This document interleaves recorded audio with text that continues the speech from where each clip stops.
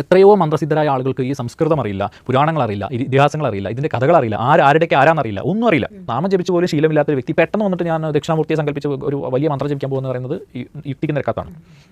നമ്മൾ ഉപാസന വരുമ്പോൾ നിഷ്ഠയ്ക്ക് പ്രാധാന്യമുണ്ട്. ഇരിക്കുന്ന ആസനത്തിന്, ദിക്കിന്, ദിശയ്ക്ക്, നമ്മൾ കഴിക്കേണ്ട ആഹാരത്തിന്, ജപിക്കേണ്ട സമയത്തിന് എന്നിങ്ങനെ നിരവധി കാര്യങ്ങൾക്കും പ്രാധാന്യമുള്ളതാണ് ഉപാസന. അപ്പോൾ ഏത് ഉപാസന ചെയ്യാനും ഈ നിത്യകർമ്മം ശീലിച്ച ആളായിരിക്കണം. നിത്യകർമ്മം ശീലിക്കാത്തവർക്ക് ഉപാസന ചെയ്യാൻ യോഗ്യതയില്ല. ഇപ്പോൾ സ്വർണ്ണത്തിൻ്റെ വാല്യൂ ഉണ്ട്, അത് എങ്ങനെ ഇട്ടാലും സ്വർണ്ണ ബിസ്ക്കറ്റ് ആക്കിയാലും സ്വർണ്ണം തന്നെ. നമസ്കാരം, ദ സൺ ടോക്സിൻ്റെ മറ്റൊരു വീഡിയോയിലേക്ക് എല്ലാവർക്കും സ്വാഗതം. എല്ലാ മാസവും നമ്മൾ കമൻസിന് ഉത്തരം നൽകുന്ന ഒരു എപ്പിസോഡ് ഉണ്ടെന്ന് പറഞ്ഞിരുന്നു. അതുപോലെ തന്നെ ഈ പ്രാവശ്യവും കമൻറ്റ് ബോക്സിൽ നിന്ന് തിരഞ്ഞെടുക്കപ്പെട്ട ചോദ്യങ്ങൾക്ക് ഉത്തരം അദ്ദേഹത്തിനോട് നമുക്ക് ചോദിച്ച് മനസ്സിലാക്കാം. സ്വാഗതം ശ്രീ വസുദേവ് സൂര്യൻ. ഇപ്പോൾ ചോദ്യങ്ങളിലേക്ക് കടക്കാം. ഉപാസനയിൽ ഭക്തിക്ക് പ്രാധാന്യമില്ലേ? അതെ, ഞാനും കണ്ടിരുന്നു. ഭക്തിക്ക് പ്രാധാന്യമില്ലെന്ന് വെച്ചാൽ തീർച്ചയായിട്ടും പ്രാധാന്യമുണ്ട്, പക്ഷേ അതിൽ വ്യത്യാസമുണ്ട്. കഴിഞ്ഞ വീഡിയോയിൽ നമ്മൾ സംസാരിച്ചിരുന്നു. അതായത് ഉപാസനാ പദ്ധതിയിലേക്ക് വരുമ്പോൾ നമ്മളുടെ ഒരുപാട് സ്വപ്നങ്ങൾ, ലൗകികമായ മോഹങ്ങളും സ്വപ്നങ്ങളും കൊണ്ട് ഒരു ഉപാസന പദ്ധതിയിലേക്ക് ഒരാൾ വരണ്ട എന്ന് ഞാൻ പറഞ്ഞിട്ടുണ്ടായിരുന്നു. ഒരു പരാമർശമായിരുന്നു. അതായത് മനുഷ്യൻ്റെ താൽക്കാലികമായ അല്ലെങ്കിൽ ഒരു നൈമിഷികമായ മോഹങ്ങളും ആഗ്രഹങ്ങളൊക്കെ സാധിക്കാൻ ഒരു ദേവതയെ ആശ്രയഭക്തിയോടുകൂടി സമീപിച്ചാൽ തന്നെ ധാരാളം മതിയെന്നാണ് ഞാൻ പറഞ്ഞത്. പിന്നെ ഉപാസനയിലേക്ക് വരുമ്പോൾ അതുകൊണ്ട് നമുക്ക് ലൗകിക ഗുണങ്ങൾ ഉണ്ടാവുമോ അല്ലെങ്കിൽ ഉണ്ടാവുമെന്ന് വെച്ചാൽ ഉണ്ടാവും. പക്ഷേ അതൊരു പക്ഷേ നമ്മൾ വിചാരിച്ച മേഖലയിലും നമ്മൾ വിചാരിച്ച മാർഗ്ഗത്തിലുമാണെന്ന് നിർബന്ധമില്ല. ഇപ്പം നേരത്തെ നമ്മൾ കഴിഞ്ഞ വീഡിയോയിൽ ഉദാഹരണം പറഞ്ഞ പോലെ ഒരാളൊരു ഇന്ന തൊഴിൽ ചെയ്യണം എന്ന് ആഗ്രഹിക്കുന്നു, എന്നിട്ട് അയാൾ ഉപാസിക്കുന്നു. പക്ഷേ അയാൾ എത്തിപ്പെടുന്ന ഒരു കർമ്മ മേഖല മറ്റേതെങ്കിലും ഒരു മേഖലയായിരിക്കാം. അത് അയാൾക്ക് ഗുണമായി തന്നെ ഭവിക്കും. പക്ഷെ അത് തീരുമാനിച്ച് അത് ഏൽപ്പിച്ച് കൊടുക്കുന്നത് ദേവതയാണ്. അപ്പോൾ കഴിഞ്ഞ വീഡിയോയിൽ ഞാൻ പറഞ്ഞത് ആശ്രയഭക്തിയോടുകൂടി ദേവതയെ സമീപിച്ചാൽ നമ്മൾ ആഗ്രഹിക്കുന്നത് ഒരു പക്ഷേ ദേവത ആ ഒരു ഭക്തി കൊണ്ട് നമുക്ക് അത് കിട്ടുകയെന്ന് വരും. പക്ഷെ ഉപാസനാ മാർഗ്ഗത്തിൽ കൂടെ നമ്മൾ പോകുമ്പോൾ ദേവത തരുന്നത് നമ്മൾ സ്വീകരിക്കാൻ തയ്യാറാവണം. അവിടെ സമ്പൂർണ്ണ ശരണാഗതിയാണ് നമ്മൾ പ്രാപിക്കുന്നത്. അത് ദേവതയിലേക്ക് സർവ്വതും സമർപ്പിക്കാൻ, നമ്മുടെ ഇഷ്ടങ്ങളും ആഗ്രഹങ്ങളും എല്ലാം അവിടെ സമർപ്പിക്കണം. അപ്പോൾ നമ്മൾക്ക് ഉതകുന്നത് ഏതാണോ അത് ദേവത തിരഞ്ഞെടുത്ത് നമുക്ക് തരുന്നു, അത് നമ്മൾ സ്വീകരിക്കുന്നു. അവിടെ ഭക്തിക്ക് പ്രാധാന്യം കുറച്ച് മാത്രമേ ഭക്തിക്ക് പ്രാധാന്യമുള്ളൂ, ബാക്കി നിഷ്ഠയ്ക്കാണ് പ്രാധാന്യം. ഭക്തിക്ക് നിഷ്ഠ ആവശ്യമില്ല. ഞാൻ പറഞ്ഞ പോലെ ഏത് സമയത്തും നമുക്ക് ഭക്തി കൊണ്ട് ദേവതയെ ആരാധിക്കാം. അർദ്ധരാത്രി ആരാധിക്കാം, യാത്രയിൽ ആരാധിക്കാം, ഭക്ഷണം കഴിക്കുമ്പോൾ ആരാധിക്കാം, ഭക്ഷണം കുക്ക് ചെയ്യുമ്പോൾ ആരാധിക്കാം. ഏത് നിമിഷവും നമുക്ക് നമ്മുടെ ഇഷ്ടദേവതയെ മനസ്സുകൊണ്ട് ആശ്രയഭക്തിയോടുകൂടി ആശ്രയിക്കുകയും ചെയ്യാം. നാമങ്ങൾ മനസ്സിൽ ജപിക്കാം, ഒന്നും പ്രശ്നമില്ല. പക്ഷേ ഉപാസന എന്ന് പറയുന്നത് കുറച്ചുകൂടി സിസ്റ്റമാറ്റിക് ആണ്. നമ്മൾ ഇതിനെ ഓർഗനൈസ്ഡ് ആക്കുകയാണ്, ഒരു ദേവതയിലേക്ക് ചുരുങ്ങുകയാണ്, അതിൽ തന്നെ ഒരു മന്ത്രത്തിലേക്ക് ചുരുങ്ങുകയാണ്. അപ്പോൾ അതിൽ നിഷ്കർഷിക്കുന്ന പോലെ തന്നെ വേണമെന്ന് നിർബന്ധമുണ്ട്. അതായത് ഇപ്പോൾ ചില ആളുകൾ ചോദിക്കും, നമ്മൾ ജോലി ചെയ്യുന്ന സമയത്ത് മന്ത്രം ജപിക്കാമോ, അല്ലെങ്കിൽ യാത്ര ചെയ്യുമ്പോൾ മന്ത്രം, അത് അങ്ങനെ സാധിക്കില്ല. കാരണം അതിനൊരു നിഷ്ഠയുണ്ട്. ഉപാസന വരുമ്പോൾ നിഷ്ഠയ്ക്ക് പ്രാധാന്യമുണ്ട്. ഇരിക്കുന്ന ആസനത്തിന്, ദിക്കിന്, ദിശയ്ക്ക്, നമ്മൾ കഴിക്കേണ്ട ആഹാരത്തിന്, ജപിക്കേണ്ട സമയത്തിന് എന്നിങ്ങനെ നിരവധി കാര്യങ്ങൾക്കും പ്രാധാന്യമുള്ളതാണ് ഉപാസന. അവിടെ സിസ്റ്റമാറ്റിക് ആണ് കുറച്ചുകൂടി. ഭക്തി എന്ന് പറഞ്ഞാൽ സിസ്റ്റമാറ്റിക് അല്ല. അത് ഏത് സമയവും നമുക്ക് ആശ്രയിക്കുകയും വിളിക്കുകയും ജപിക്കുകയൊക്കെ. ഇപ്പോൾ ഒരു അത്യാവശ്യം വരുമ്പോൾ, ഒരു അത്യാവശ്യ ഘട്ടം വരുമ്പോൾ നമ്മൾ ഈശ്വരനെ കഴിഞ്ഞ വീഡിയോയിൽ നമ്മൾ പറഞ്ഞു, നമ്മൾ ഇഷ്ടദേവത അല്ലേ, ഒരു ബസ് വൈകിയപ്പോൾ നമ്മൾ കഴിഞ്ഞ പറഞ്ഞല്ലോ, വൈകിയ പോലും നമ്മൾ ഈശ്വര എന്ന് വിളിക്കും, അല്ലെങ്കിൽ ദേവത, അല്ലെങ്കിൽ കൃഷ്ണ എന്ന് വിളിക്കും, അല്ലെങ്കിൽ ഭഗവതി എന്ന് വിളിക്കും. അത് ശുദ്ധിയും വൃത്തിയോ സമയമോ സാഹചര്യമോ നോക്കിയിട്ടല്ല വിളിക്കുന്നത്. ഉപാസന അതുപോലെയല്ല. ഇതുപോലെ നമുക്ക് തോന്നുന്ന മാത്രയിൽ വിളിക്കാനോ ഉപാസിക്കാനോ സാധിക്കില്ല. അതിന് ഒരു നിഷ്ഠയുണ്ട്. അപ്പോൾ ഭക്തി എന്ന് പറയുന്നത് അതിനൊരു കുറച്ചുകൂടി ഒരു മാറ്റുകൂട്ടാൻ അത്രയേ ഉള്ളൂ.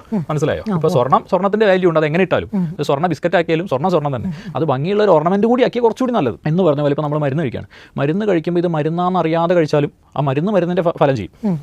അറിഞ്ഞു കഴിച്ചാൽ കുറച്ചുകൂടി നല്ലതെന്ന് മാത്രം. അതുപോലെ തന്നെ ഉപാസന ചെയ്യുമ്പോൾ നിഷ്ഠ കൊണ്ട് മാത്രം, അതിൽ പറയുന്ന കാര്യങ്ങൾ അതുപോലെ അനുസരിച്ച് കൊണ്ട് ഉപാസിച്ചാലും കാര്യങ്ങളൊക്കെ നടന്നു കിട്ടും. ആ ദേവതാ പ്രീതിയും ഉണ്ടാവും. അവിടെ ഭക്തിരസത്തിന് ഒരു പരിധി വരെ പ്രാധാന്യമില്ല.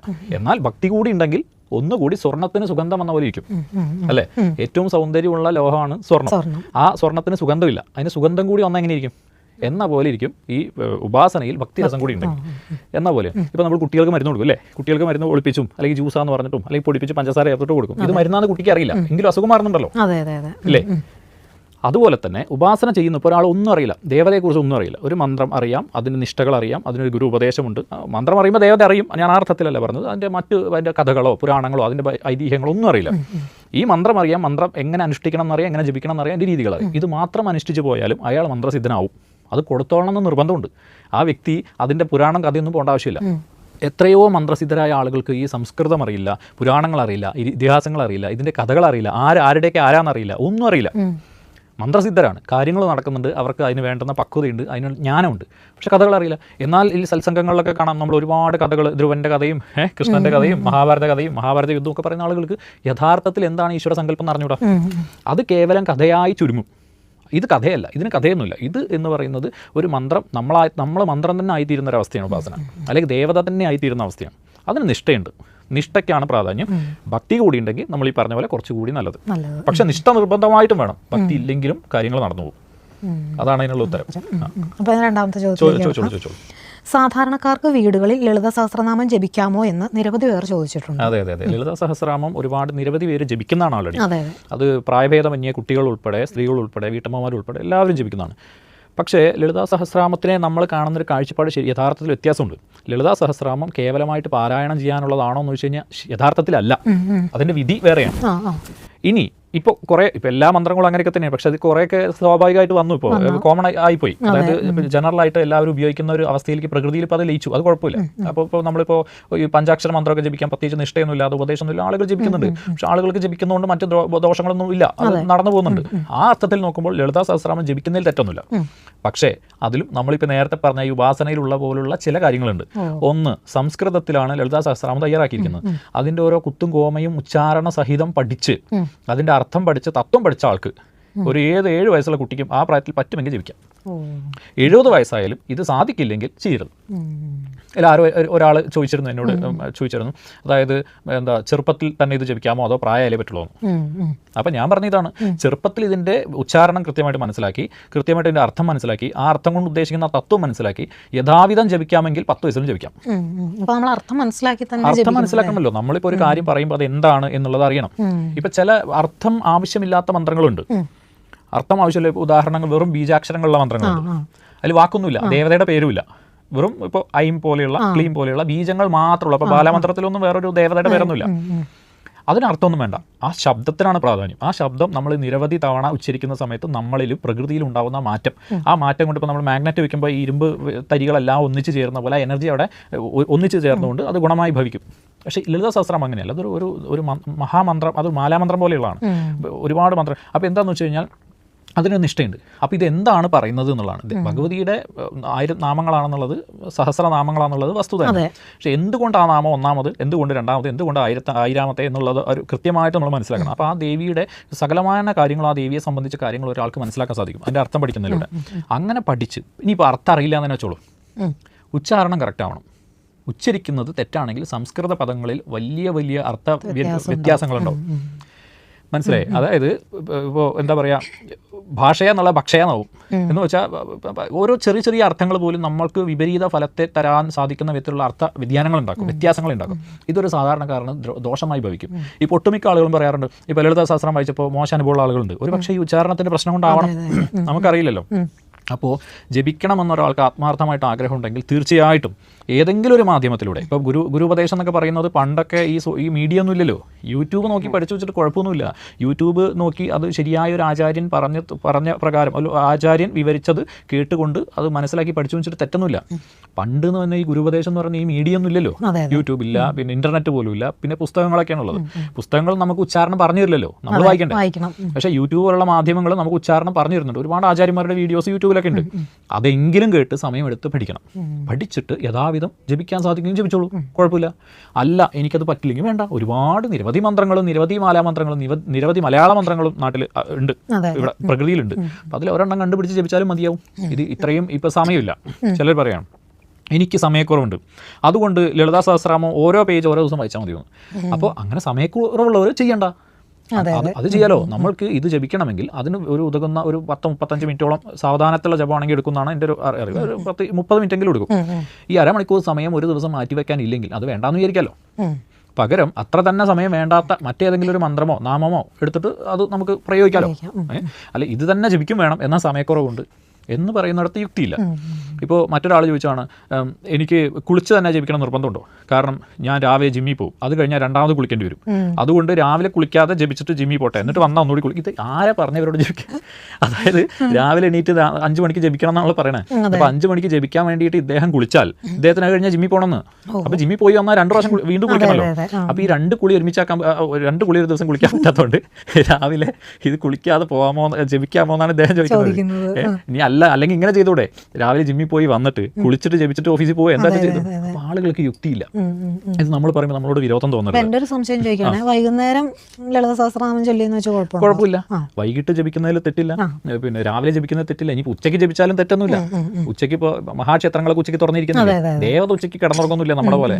നമ്മൾക്ക് ബുദ്ധിമുട്ടുള്ളതുകൊണ്ടാണ് ഈ സമയമൊന്നും വേണ്ടാന്ന് പറഞ്ഞാൽ. സാധാരണ മനുഷ്യൻ ഉച്ചയായ വിശക്കും, അവൻ അന്നത്തിൻ്റെ പുറകെ പോകും, വിശപ്പിൻ്റെ പുറകെ പോകും, അല്ലെങ്കിൽ മറ്റ് ജോലിക്ക് പോകും. അപ്പോൾ ആരാധനയ്ക്ക് ഉച്ചനേരം, ആരും വീട്ടിലിരിക്കുന്നവരല്ലല്ലോ, അതുകൊണ്ട് ഉച്ചനേരം പ്രായോഗിക ജീവിതത്തിൽ ആരാധനയ്ക്ക് ഉചിതമായതല്ല എന്നുള്ളതുകൊണ്ടാണ് ഈ ഉച്ചനേരത്ത് വേണ്ടാന്ന് പറയുന്നത്. ഇപ്പോൾ ക്ഷേത്രത്തിൽ ജോലി ചെയ്യുന്ന ജീവനക്കാർക്ക് ഒരു വിശ്രമം വേണമല്ലോ. ഇപ്പോൾ ഗുരുവായൂർ അമ്പലം ഉച്ചപൂജ കഴിഞ്ഞിട്ട് അടയ്ക്കാൻ 2 മണിയോ, ഈ 2 മണിക്ക് അടച്ചിട്ട് 4 മണിക്ക് തുറക്കുന്നതിന് മുമ്പ് 3 മണി തൊട്ട് അവിടെ ജോലി ചെയ്യുന്നവർ ജോലി ചെയ്യുന്നുണ്ട് അല്ലേ. ഭക്തജനങ്ങളെ അകത്തേക്ക് പ്രവേശിപ്പിക്കാത്ത സമയമാണ് ഈ പറയുന്ന ഇടവേള. അല്ലാതെ അവിടെ ജോലി ചെയ്യുന്നവർക്ക് വിശ്രമമില്ല, അതങ്ങനെ നിരന്തരം നടന്നുകൊണ്ടിരിക്കും. അപ്പോൾ കുറച്ചെങ്കിലും ഒരു ഇടവേള വേണമല്ലോ ഈ ആരാധനയിൽ. അതുകൊണ്ടാണ് ഈ ഉച്ചനേരം എന്ന് പറയുന്നത്. 3 സന്ധ്യകളുണ്ട്. ഇപ്പോൾ നമ്മൾ പറയുന്നത് സന്ധ്യാവന്തനം 3 നേരമുണ്ട് ശരിക്ക്. പ്രാതസന്ധ്യയുണ്ട്, മധ്യാഹ്ന സന്ധ്യയുണ്ട്, സായം സന്ധ്യയുണ്ട്. പ്രാതസന്ധ്യ എന്ന് പറഞ്ഞാൽ രാവിലത്തെ സന്ധ്യാനേരം, അതിന് സന്ധ്യാവന്തനമുണ്ട്, നിത്യാർമ്മമുണ്ട്. അതല്ല ഉച്ചയ്ക്ക് ഈ മധ്യാഹ്ന സന്ധ്യ, സൂര്യൻ ഏറ്റവും മുകളിൽ നിൽക്കുന്ന സമയം, ആ മധ്യാഹ്ന സന്ധ്യയിൽ സന്ധ്യാവന്തനമുണ്ട്, സായം സന്ധ്യയിൽ വൈകുന്നേരം സന്ധ്യാവന്തനമുണ്ട്. അപ്പോൾ 3 സന്ധ്യയുണ്ട്. ഈ 3 സന്ധ്യകളിലും ഭഗവാനെ ആരാധിക്കാം, ഈശ്വര ആരാധന ചെയ്യാം, നിത്യകർമ്മം ചെയ്യാം, ഒന്നും പ്രശ്നമില്ല. പക്ഷേ എല്ലാം യഥാവിധം ചെയ്യണം. ഈ യഥാവിധം എന്നുള്ള വാക്കിനാണ് ഇപ്പം ഞാൻ ചില ആളുകൾ എന്നോട് ചോദിക്കും നമശിവായ ജപിക്കാമോ, അപ്പം ഞാൻ എഴുതും യഥാവിധം ജപിക്കാം. അപ്പോൾ ഉടനെ അവർക്ക് സംശയം എന്താണ് യഥാവിധം, മനസ്സിലായില്ലേ? അവിടെ ചോദ്യം ഒറ്റവാക്കി തീരില്ല, അത് കുറച്ചധികം പറയേണ്ടി വരും.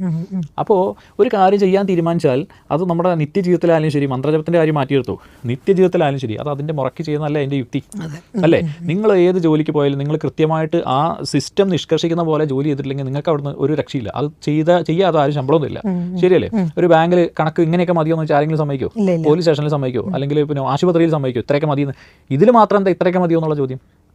ബാക്കി എല്ലായിടത്തും എങ്ങനെയാണോ അങ്ങനെ തന്നെ വേണം. അതിന് 1 രൂപ അങ്ങോട്ടും പറ്റില്ല, 1 രൂപ ഇങ്ങോട്ടും പറ്റില്ല അല്ലേ. പക്ഷേ ആരാധനയിൽ എന്താണെന്ന് വെച്ച് കഴിഞ്ഞാൽ സ്വാതന്ത്ര്യമുണ്ട് ആളുകൾക്ക്. അനുഭവം കൊണ്ട് പഠിക്കാനുള്ള സ്വാതന്ത്ര്യമുണ്ട്. കുറച്ച് നാൾ കഴിയുമ്പോൾ അനുഭവം കൊണ്ട് പഠിക്കും, അതുവരെയുള്ള ആ സ്വാതന്ത്ര്യമുണ്ട്. അതുകൊണ്ടാണ് അതിന് വേണ്ട, അത് വേണ്ട. അപ്പോൾ എന്ത് കാര്യം ചെയ്യണമെങ്കിലും യുക്തിഭദ്രമാണ്, നിഷ്ഠയ്ക്ക് ചെയ്യാം. ലളിത സഹസ്രനാമത്തിൻ്റെ കാര്യമാണ് പറഞ്ഞത് പ്രത്യേകം. അടുത്ത ചോദ്യം, കുലദേവത ആചരണം എങ്ങനെയാണ് ഒന്ന് പറഞ്ഞു തരാമോ? അയ്യോ, അത് വലിയൊരു വിഷയമാണ്. ഞാൻ ഒന്നാമത്തെ കാര്യം പറയുന്നത് കുലദേവതയെ കുലാചാരം എന്നാണ് ഇവർ പറയുന്നത് അല്ലേ. കുലാചാരം എന്ന് പറയുന്നത് ഓരോ കുലത്തിനും ഓരോന്നാണല്ലോ. അത് ശരിയല്ലേ? ഇവിടെ നിരവധി കുലങ്ങളുണ്ട്, ഓരോ കുലത്തിലും കുലദേവതകളുണ്ട്.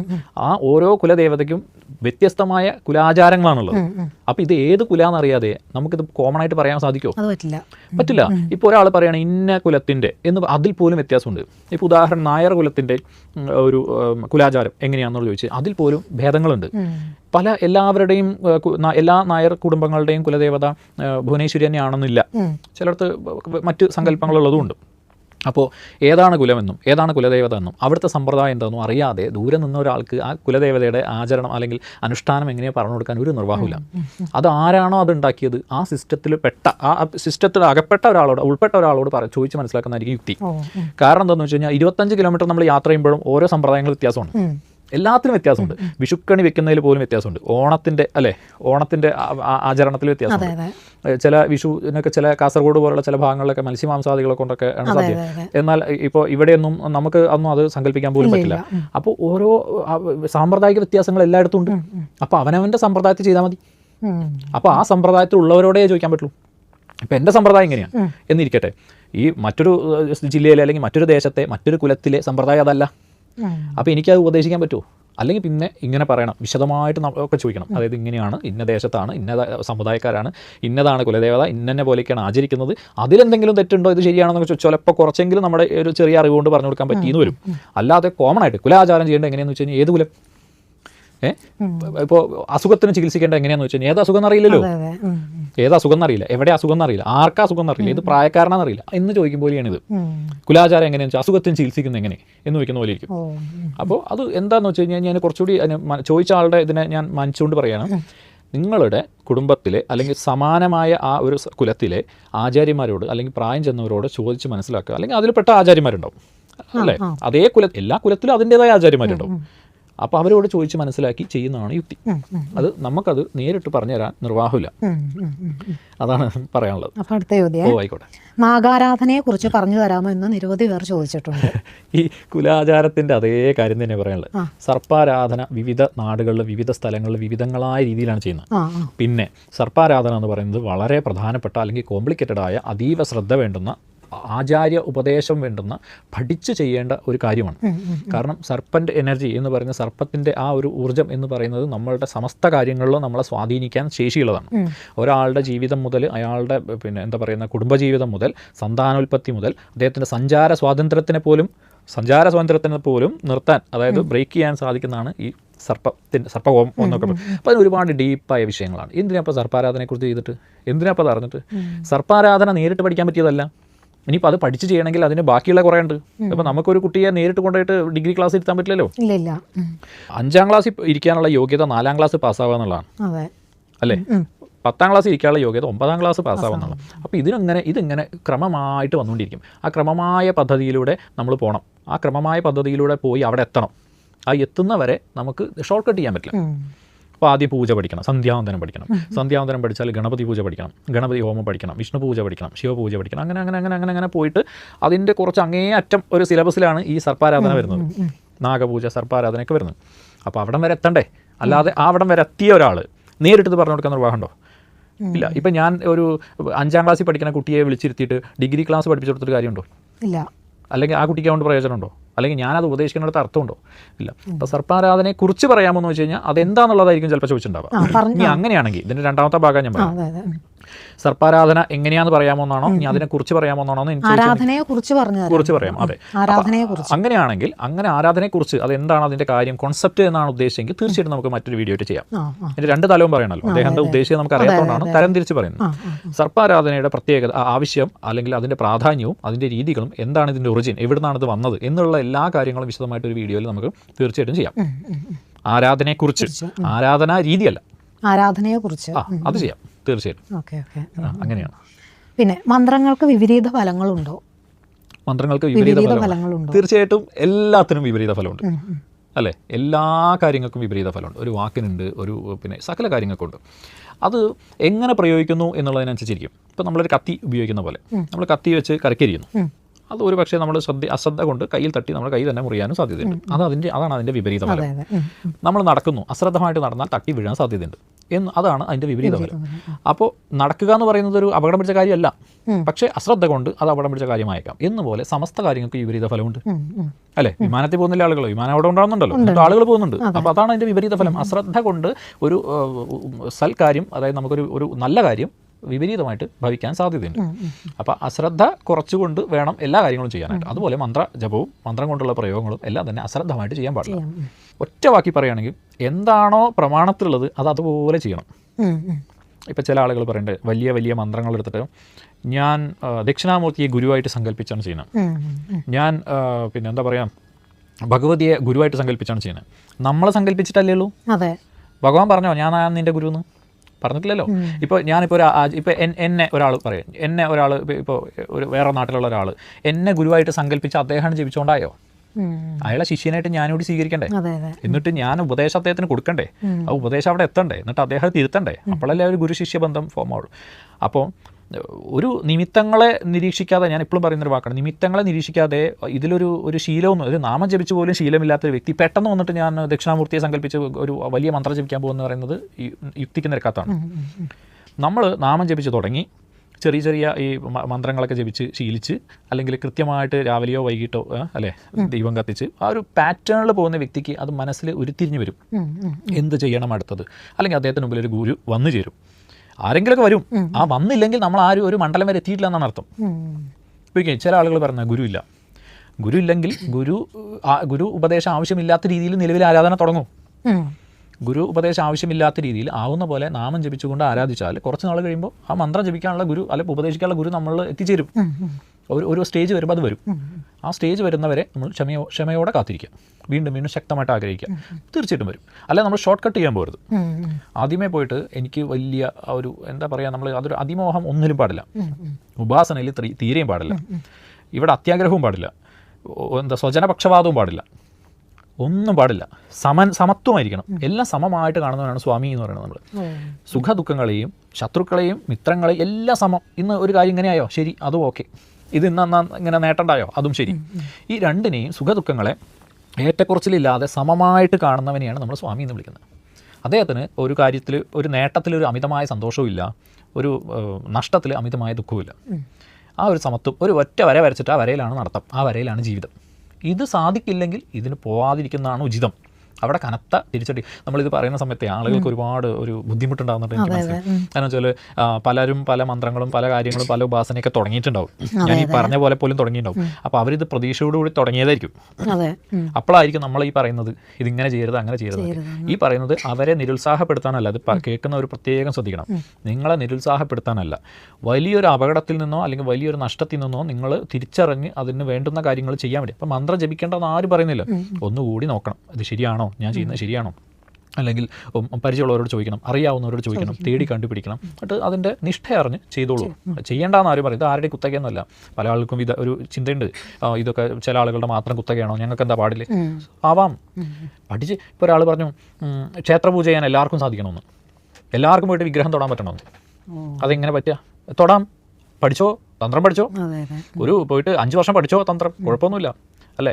പിന്നെ സന്ധ്യാവന്തനത്തിൽ തുടങ്ങി പൂജകളും ഹോമങ്ങളൊക്കെ പഠിച്ചിട്ട് ക്ഷേത്രപൂജ മുഴുവൻ പഠിച്ചിട്ട് വായോ, എന്നിട്ട് ചെയ്ത് കാണിക്കുന്നുണ്ട്, അത് പൂജിച്ചോ. അല്ലാതെ ഒന്നും അറിയാതെ എനിക്ക് സമയം ചിലവഴിക്കാൻ വയ്യ, എനിക്ക് പഠിക്കാൻ വയ്യ, എനിക്ക് എണീക്കാൻ വയ്യ എന്ന് പറഞ്ഞിട്ട് പോയിട്ട് ക്ഷേത്ര വിഗ്രഹം തൊടാൻ പറ്റില്ല. പഠിച്ചിട്ട് ഇപ്പം എല്ലാവരും ബ്രാഹ്മൺസ് ഒന്നല്ലല്ലോ പൂജിക്കുന്നത്. പഠിച്ച ക്ഷേത്രപൂജ പഠിച്ച ആൾക്ക് ചെയ്യാം. ഇപ്പോൾ വളരെ ലിബറലാണ് ലോകം, എല്ലാ കാര്യങ്ങളും. പക്ഷെ പഠിക്കാതെ ഇങ്ങനെ ഇപ്പോൾ വിമാനം ഓടിക്കണം, എല്ലാവർക്കും വിമാനം ഓടിക്കാൻ സാധിക്കണം എന്നൊരു സ്റ്റേറ്റ്മെൻറ്റ് ചേച്ചി ഇങ്ങനെ കാണുന്നു. പഠിച്ചോ, പൈലറ്റ് ആയിക്കോ, 10ാം ക്ലാസ് നന്നായി പാസ്സായിക്കോ, +2 നല്ല മാർക്ക് മേടിച്ചോ, എന്നിട്ട് അതിൻ്റെ കോഴ്സ് ഏവിയേഷൻ്റെ കോഴ്സിന് ചേർന്ന് നല്ല മാർക്ക് പഠിച്ച് പ്രായോഗിക പരിശീലനം പൂർത്തിയാക്കി പ്രൂവ് ചെയ്തിട്ട് അതിന് അർഹത നേടി വിമാനം പറത്തിക്കോ. ആര് പറഞ്ഞു? വിമാനം പറത്തണ്ടെന്ന് ആരെയും പറഞ്ഞു? ആർക്കും പറത്താം, അർഹത നേടണം, പറത്താൻ അറിയണം. ഇവിടെ ഓട്ടോറിക്ഷ ഓടിച്ചാൽ അല്ലെങ്കിൽ ട്രാക്ടർ ഓടിച്ച പരിശീലനം കൊണ്ട് അങ്ങോട്ട് പോയിട്ട് കാര്യമില്ല, അത് വ്യത്യാസമുണ്ട് അല്ലേ? അപ്പം നമുക്കിപ്പോൾ ഒരു കാർ ഓടിക്കാനാണ് അർഹതയെങ്കിൽ നമ്മൾ വിമാനം ഓടിക്കാൻ സാധിക്കില്ല. അപ്പോൾ ഓരോന്നിനും അതിൻ്റെതായ വിദ്യ പഠിക്കണം. ഒറ്റ വാക്ക് ഞാൻ പറഞ്ഞു, വിദ്യ പഠിക്കണം. ആ വിദ്യ നമ്മൾ ഉണ്ടാക്കിയ രീതിക്കല്ല ഇതൊന്നും. അല്ലെങ്കിൽ പിന്നെ നമ്മൾ നമ്മളേതായ ഒരു ആരാധന രീതി വീട്ടിൽ ലളിതമായിട്ട് മറ്റുള്ള ഒരു സിസ്റ്റത്തിലേക്ക് കടന്നു കയറാൻ ശ്രമിക്കരുത്. അവനവൻ്റെ വീട്ടിൽ ചെറിയൊരു വിളക്കൊക്കെ വെച്ച് അവനവൻ്റെ ഇഷ്ടമുള്ള രീതി പൂജിച്ചോ, അതൊന്നും കുഴപ്പമില്ല. പക്ഷേ മഹാക്ഷേത്രങ്ങളിൽ കയറണം, അവിടെ വിഗ്രഹം തുടരണമെന്നൊന്നും പറയാൻ പാടില്ല. അതിന് നമ്മൾ അർഹത നേടിയേ തീരും. ഒരു സർട്ടിഫിക്കറ്റ് ഇല്ലാതെ നിങ്ങൾക്ക് ഒരു തൊഴിൽ പോലും കിട്ടില്ല. ശരിയല്ലേ? ഒരു ഇന്റർവ്യൂവിന് പോകണമെങ്കിൽ അവർ പറയുന്ന ആ കോഴ്സിലെ ആ സർട്ടിഫിക്കറ്റ് അല്ലേ ആദ്യം നോക്കുന്നത്, എന്നിട്ടല്ലേ ചോദ്യമുള്ളൂ. ആദ്യം സർട്ടിഫിക്കറ്റ് അവർ ചോദിക്കുന്നത്, ഈ വ്യക്തി ഇതിന് അർഹനാണോ എന്ന് ആദ്യം അല്ലേ. ആ സർട്ടിഫിക്കറ്റ് ഉണ്ടെങ്കിലേ പിന്നെ അതിൽ പറഞ്ഞ കാര്യം ശരിയാണോ എന്നുള്ളത് അങ്ങോട്ട് ചോദിക്കുള്ളൂ. അപ്പോൾ ആദ്യം യോഗ്യത നേടണം. യോഗ്യത നേടാതെ എവിടെയും പറ്റില്ല. ഇതിന് മാത്രം എന്താ നിർബന്ധം? ആരാധനയിൽ മാത്രം യോഗ്യത വേണ്ട എന്നാണ് ഇവർ പറയുന്നത് അല്ലേ? ഇപ്പം എല്ലാവർക്കും പോയിട്ട് പോലീസ് സ്റ്റേഷൻ ഞാനാണ് മറ്റേ ഓഫീസർ എന്നിട്ട് ഇരിക്കാൻ പറ്റുമോ? അതിന് PSC പഠിക്കണം, എന്താണ് എക്സാം പാസ്സാവണം, റാങ്ക് ലിസ്റ്റിൽ വരണം, പിന്നെ ഇൻ്റർവ്യൂ കഴിയണം, ഫിസിക്കൽ ടെസ്റ്റ് കഴിയണം, പലതും കഴിയണം, മെഡിക്കൽ പാസ്സാവണം, ഒക്കെ വേണം. എന്നിട്ട് നീ ഇരുന്നോ, എന്നിട്ട് നീ നിയമം നടപ്പിലാക്കിക്കോ. ഇതൊന്നും വയ്യാതെ വീട്ടിലിരിക്കണവർക്ക് എനിക്ക് അവിടെ പോയി ഇരിക്കണം എന്നാൽ ശരിയാവില്ല. അത് ഈ ആരാധനയിൽ മാത്രമേ പറയാനേ പറ്റുള്ളൂ കേട്ടോ, ബാക്കിയുള്ളടത്തൊന്നും പറയാൻ പോലും പറ്റില്ല. അതാണ് എൻ്റെ ഒരു കാര്യം.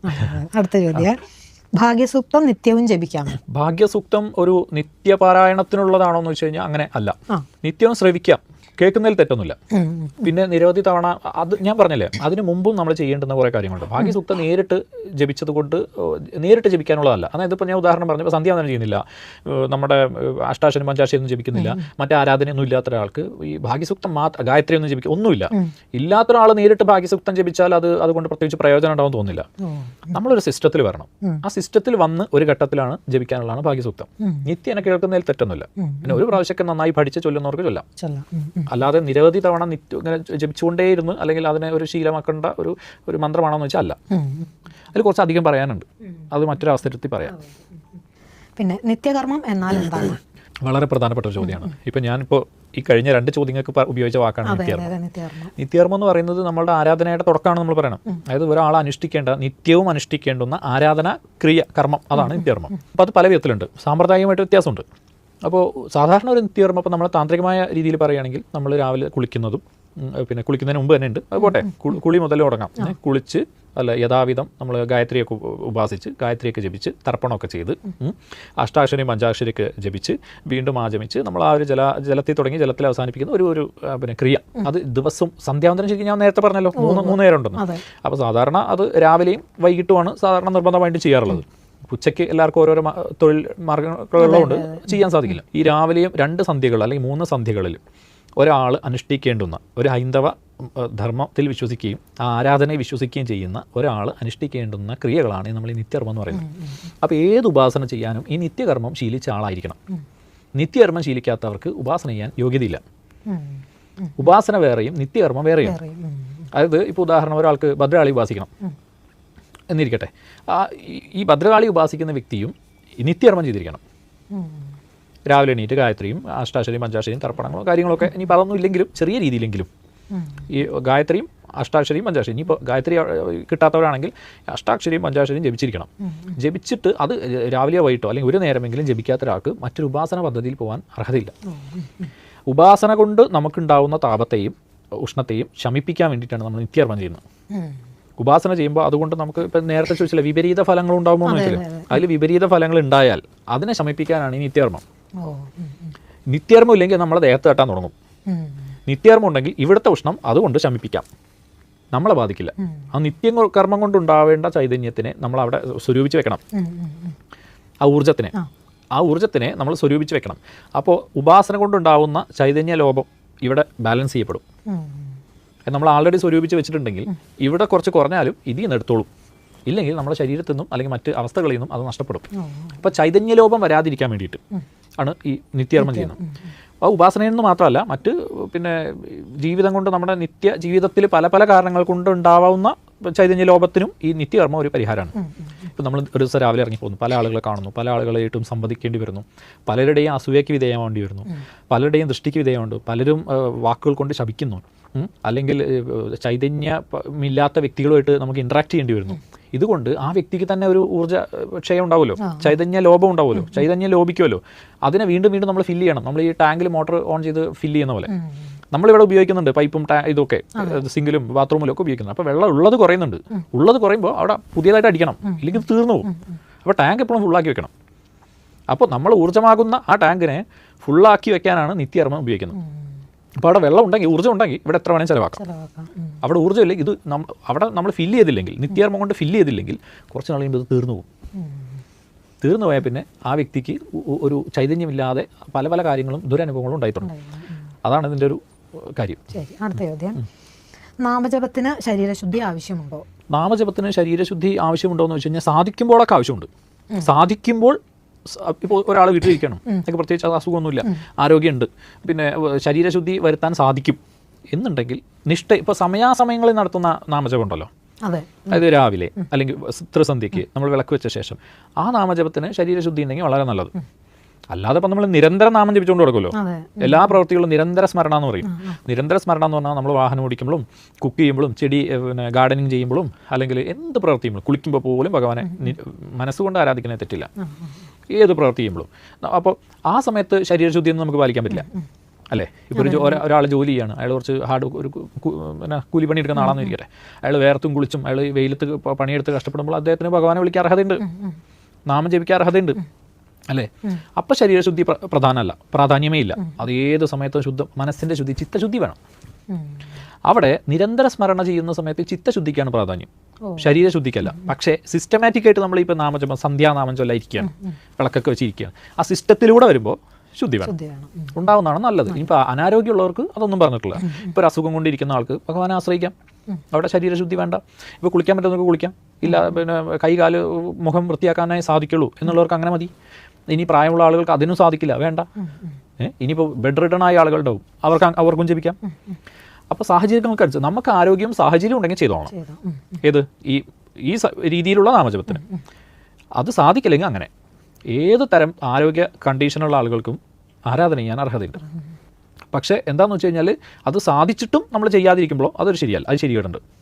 അതായത് കുളിക്കാൻ സാധിക്കും, മടി കൊണ്ട് അല്ലെങ്കിൽ വേണ്ടാന്ന് വെച്ചു, അല്ലെങ്കിൽ നമുക്ക് കൈകാൽ മുഖം കഴുകാൻ ഇനിയിപ്പോൾ എനിക്ക് വയ്യ എന്ന് അത് ചെയ്യരുത്, സാധിക്കുമെങ്കിൽ സാധിക്കാത്തവർ ചെയ്യേണ്ട. നിരന്തരം ഭഗവാനെ സ്മരിക്കാൻ വൃത്തിയൊന്നും വേണ്ട. അത് ഏത് മാലിന്യ കൂമ്പാരത്തിൽ ജോലി ചെയ്യുന്ന ആൾക്കും അവിടെ ഭഗവാനെ മനസ്സിൽ വിചാരിച്ചുകൊണ്ട് അല്ലെങ്കിൽ നനച്ചുകൊണ്ട് മനസ്സിൽ ഭഗവാന്റെ നാമം ജപിച്ചുകൊണ്ട് ആ ജോലി ചെയ്യാം. അതിൽ തെറ്റൊന്നുമില്ല. അതാണ്. പിന്നെ ഉൾഭയം മാറ്റാൻ എന്തു ചെയ്യണം? ഉൾഭയം എന്നുള്ളത് എവിടെ നിന്ന് വന്നു? നമ്മളെ വീഡിയോയിൽ ഏതെങ്കിലും അങ്ങനെ പരാമർശിച്ചിട്ടുണ്ടോ? ഉണ്ട് തോന്നുന്നു അല്ലേ? അത് ഉൾഭയം കൊണ്ടാണ് ആരാധന, സാധാരണക്കാരൻ്റെ ഈശ്വരാരാധന. അതാണ് അതിൻ്റെ ഒരു ഇത്. അപ്പം ഞാൻ അതിനകത്ത് പറഞ്ഞിട്ടുണ്ടായിരുന്നു, സാധാരണക്കാരൻ ഈശ്വരനെ ആരാധിക്കുന്നത് പ്രധാന കാരണം ഭക്തി കൊണ്ടല്ല, ഉൾഭയം കൊണ്ടാണ്. അതായത് അവനവൻ്റെ കാര്യങ്ങൾ കൃത്യമായിട്ട് നടക്കാതിരിക്കുമോ, അല്ലെങ്കിൽ നടക്കുമോ, അല്ലെങ്കിൽ പിന്നെ ആഗ്രഹങ്ങൾ സഫലീകരിക്കപ്പെടാതിരിക്കുമോ എന്നൊക്കെയുള്ള ഈ നിരന്തരമായ ഉൾഭയം കൊണ്ടാണ് ആളുകൾ ആരാധന ചെയ്യുന്നതെന്ന് ഞാൻ പറഞ്ഞു. അപ്പോൾ അതിൽ അനുഭവമുള്ള ഒരാളായിരിക്കും ചോദിച്ചിട്ടുണ്ട്, ഉൾഭയം എങ്ങനെ മാറ്റാം? ആരാധന കൊണ്ട് മാറ്റാമെന്നല്ലേ പറയണേ? ഇപ്പം നമ്മൾ പറഞ്ഞ ഉത്തരം അതല്ലേ? അതിനാണല്ലോ നമ്മൾ ആരാധിക്കുന്നത്. ആരാധിച്ചോ? ഞാൻ പറഞ്ഞതിനൊന്നും മോശമൊന്നുമില്ല. അതായത് ഞാൻ പറഞ്ഞത് സാധാരണക്കാരന് മോക്ഷത്തിന് വേണ്ടിയിട്ടോ അല്ലെങ്കിൽ എന്താ പറയുന്നത് ദേവതയോടുള്ള ഭക്തി കൊണ്ടോ ഒന്നുമല്ല. സാധാരണക്കാരൻ്റെ ഈശ്വരൻ നമ്മുടെ കാര്യങ്ങൾ നടക്കണം. കാര്യങ്ങൾ നടക്കാൻ വേണ്ടിയിട്ട് അത് നടക്കാതെ വരുമോ എന്നുള്ള ഭയം. ഇപ്പോൾ ഭഗവാനെ ഒന്ന് വണങ്ങി അല്ലെങ്കിൽ അദ്ദേഹത്തോടൊന്ന് കാര്യങ്ങൾ പറഞ്ഞ് അദ്ദേഹത്തെ ആശ്രയിക്കാതെ പോയാൽ ഒരു ഇൻ്റർവ്യൂ കിട്ടാതെ വരുമോ, ബസ് മിസ്സാവുമോ, അല്ലെങ്കിൽ ജോലിക്ക് പിന്നെ എന്താണ് തടസ്സം വരുമോ, അല്ലെങ്കിൽ എന്തെങ്കിലുമൊക്കെയുള്ള ഇതുപോലത്തെ ഭയം, നിരന്തര ഭയം, അത് ഉൾഭയം. ആ ഉൾഭയം ഉള്ളത് കൊണ്ടാണ് ഈശ്വരനെ ആശ്രയിക്കുന്നതെന്നാണ് ഞാൻ പറഞ്ഞത്. അപ്പോൾ ഉൾഭയം ഉള്ളത് കൊണ്ട് ഈശ്വരനെ അങ്ങ് ആശ്രയിച്ചാൽ പോരെ? അപ്പോൾ ഉൾഭയം മാറുമല്ലോ. അപ്പോൾ നമ്മൾ അതിൻ്റെ പരിഹാരം പറഞ്ഞിട്ടാണ് ഈ കാര്യം പറഞ്ഞത്. ആദ്യം ഉൾഭയം എന്ന് പറഞ്ഞിട്ടാണ് ഞാൻ ഈശ്വരാരാധന എന്ന് പറഞ്ഞത്. അപ്പോൾ ആ ഈശ്വരാരാധനയ്ക്കുള്ള മാർഗ്ഗമാണ്, അല്ല ഉൾഭയം മാറാനുള്ള പിന്നെ എന്താണ് മാർഗ്ഗമാണ് ആരാധന സാധാരണക്കാരെന്ന് തോന്നുന്നു. അപ്പോൾ അത് ചെയ്താൽ മതി. നിരന്തരം ചെയ്ത് ഭഗവാൻ നമ്മുടെ കൂടെ ഉണ്ട് എന്നുള്ളൊരു ചിന്ത ഒരാൾക്ക് വരുമ്പോൾ ഉൾഭയം മാറിക്കോളും. ഇല്ല എന്നുള്ള ഒരു ചിന്ത വരുമ്പോൾ വീണ്ടും ഉൾഭയം തിരിച്ചു വരും. അപ്പോൾ ഇല്ല എന്നുള്ള ചിന്ത ഒരാളെ പ്രവൃത്തി നമ്മുടെ ഭാഗത്തുനിന്ന് ഉണ്ടാവരുത്. നമ്മൾ നിരന്തരം ആശ്രയിച്ചോണം. അതിലെന്താ തെറ്റ്? നമ്മളെക്കാൾ ശക്തിയുള്ള, നമ്മളെക്കാൾ യുക്തിയുള്ള, നമ്മളെക്കാൾ ത്രികാലജ്ഞാനമുള്ള ഒരു ശക്തിയെ നമ്മൾ ഡിപ്പെൻഡ് ചെയ്യുന്നതിൽ എന്താ തെറ്റ്?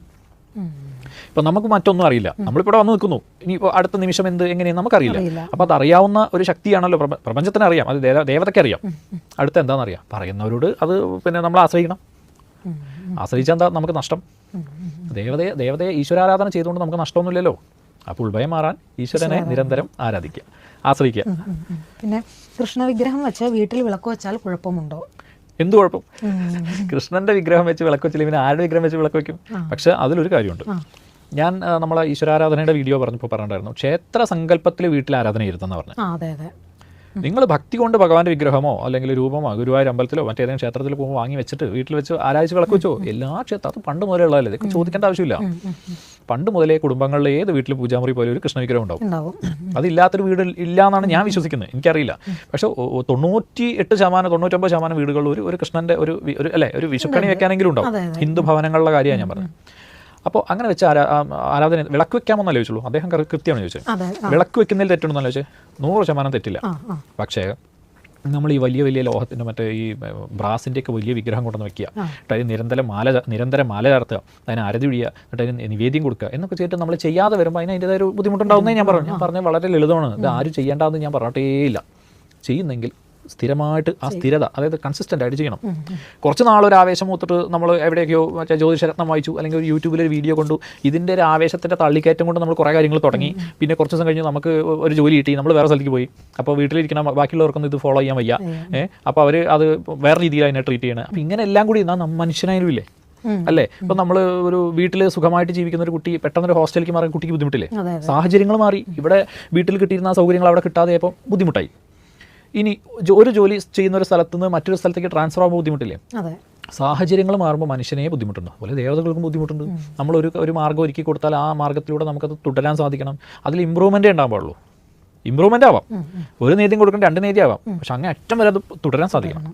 ഇതൊരു ആജീവനാന്ത കമ്മിറ്റ്മെൻ്റ് ആണ്. ഇത് മുമ്പ് പറഞ്ഞു, ഇതൊരു ആജീവനാന്ത കമ്മിറ്റ്മെൻ്റ് ആണ്. ഇത് 1 or 2 ദിവസത്തെ ഒരു മാസത്തെയോ പിന്നെ കാര്യമല്ല. അപ്പോൾ നിങ്ങളിത് ഇപ്പോഴല്ല, ഒരു 50 വർഷം മുന്നോട്ട് ചിന്തിക്കണം. അത് അവനവൻ്റെ പ്രായത്തിനനുസരിച്ച് ഏത് പ്രായത്തിലുള്ളവരും ഒരു 50 വർഷം 100 വർഷം മുന്നോട്ട് ചിന്തിക്കുക. ഏറ്റവും ചുരുങ്ങിയത് ഇത് സാധിക്കുമോ, ഇത് കഴിഞ്ഞപ്പോൾ എന്താണ്, ഇപ്പോൾ എനിക്കൊരു ജോലി കിട്ടി, ഞാൻ പുറത്തു പോയി, എന്താണ് ചെയ്യുക എന്നൊരു വ്യക്തി ചിന്തിക്കണം. അല്ലെങ്കിൽ ഇപ്പോൾ പിന്നെ അമ്മ ചെയ്തോളും, അച്ഛൻ ചെയ്തോളും, ഭാര്യ ചെയ്തോളും എന്നൊന്നുള്ള ഒരു ഇതല്ല. അവനവനാണ് ചെയ്തെങ്കിൽ അവനവനെ ചെയ്യാൻ പറ്റുമെന്നാണ് നോക്കേണ്ടത്. മറ്റൊരാരുടെയും തലയിലേക്ക് ഇതിട്ട് കൊടുത്തിട്ട് ഒരു എസ്കേപ്പ് ആവുന്ന വിചാരിക്കേണ്ട. അതിൻ്റെ പാപക്ഷയം, അതിൻ്റെ കർമ്മപ്രാരാബ്ദം അവനെ തന്നെ അനുഭവിക്കേണ്ടി വരും. അപ്പോൾ ആരാധന ചെറിയ രീതിയിൽ ചെയ്യുന്നതിലൊന്നും ഒരു തെറ്റുമില്ല. നമ്മൾ ഇപ്പോൾ എന്താ ചോദിച്ചത്? ഇത് കൃഷ്ണവിഗ്രഹം വെച്ച് വീട്ടിൽ അതെ അതെ, വിളക്ക് വെക്കുന്നതിൽ ഒരു തെറ്റുമില്ല. അല്ല, ഭഗവാന്റെ വിഗ്രഹം വെച്ചിട്ട് വിളക്ക് വെച്ചില്ല, പിന്നെ ആരുടെ എന്ത് വെച്ചിട്ട് വിളക്ക് വെക്കും, അതിൽ ഒരു തെറ്റുമില്ല. അത് ധൈര്യമായിട്ട് ചെയ്തോളൂ. പിന്നെ വിവാഹപ്പൊരുത്തം നോക്കുമ്പോൾ പെൺകുട്ടിയുടെ ജാതകത്തിൽ പാപത്വം കുറവ് വേണം എന്ന് പറയുന്നത് എന്തുകൊണ്ടാണ്? പൊരുത്തം നോക്കുമ്പോൾ നമ്മളിതിൻ്റെ ഒരു വീഡിയോ ചെയ്തിരുന്നു വിവാഹം സംബന്ധിച്ച്. പക്ഷേ അതൊരു പഴയ സാമാന്യ നിയമമാണ് സത്യം പറഞ്ഞാൽ. അതായത് വിവാഹം പൊരുത്തം നോക്കുമ്പോൾ പാപത്വം സ്ത്രീക്ക് കുറവ് വേണമെന്ന് പറയുന്നത് അതിലതൊരു പഴയ ഒരു തോട്ടാണ്. അതായത് പഴയ സ്ത്രീ പുരുഷൻ ജീവിക്കുന്ന സാഹചര്യത്തിൽ ഉടലെടുത്തൊരു തോട്ടാണത്. അന്നൊന്നും വെച്ചാൽ അറിയാലോ, സ്ത്രീയാണ് വീട്ടിൽ, സ്ത്രീ വീട്ടിലാണ്, പുരുഷനാണ് അധ്വാനിക്കുന്നത്.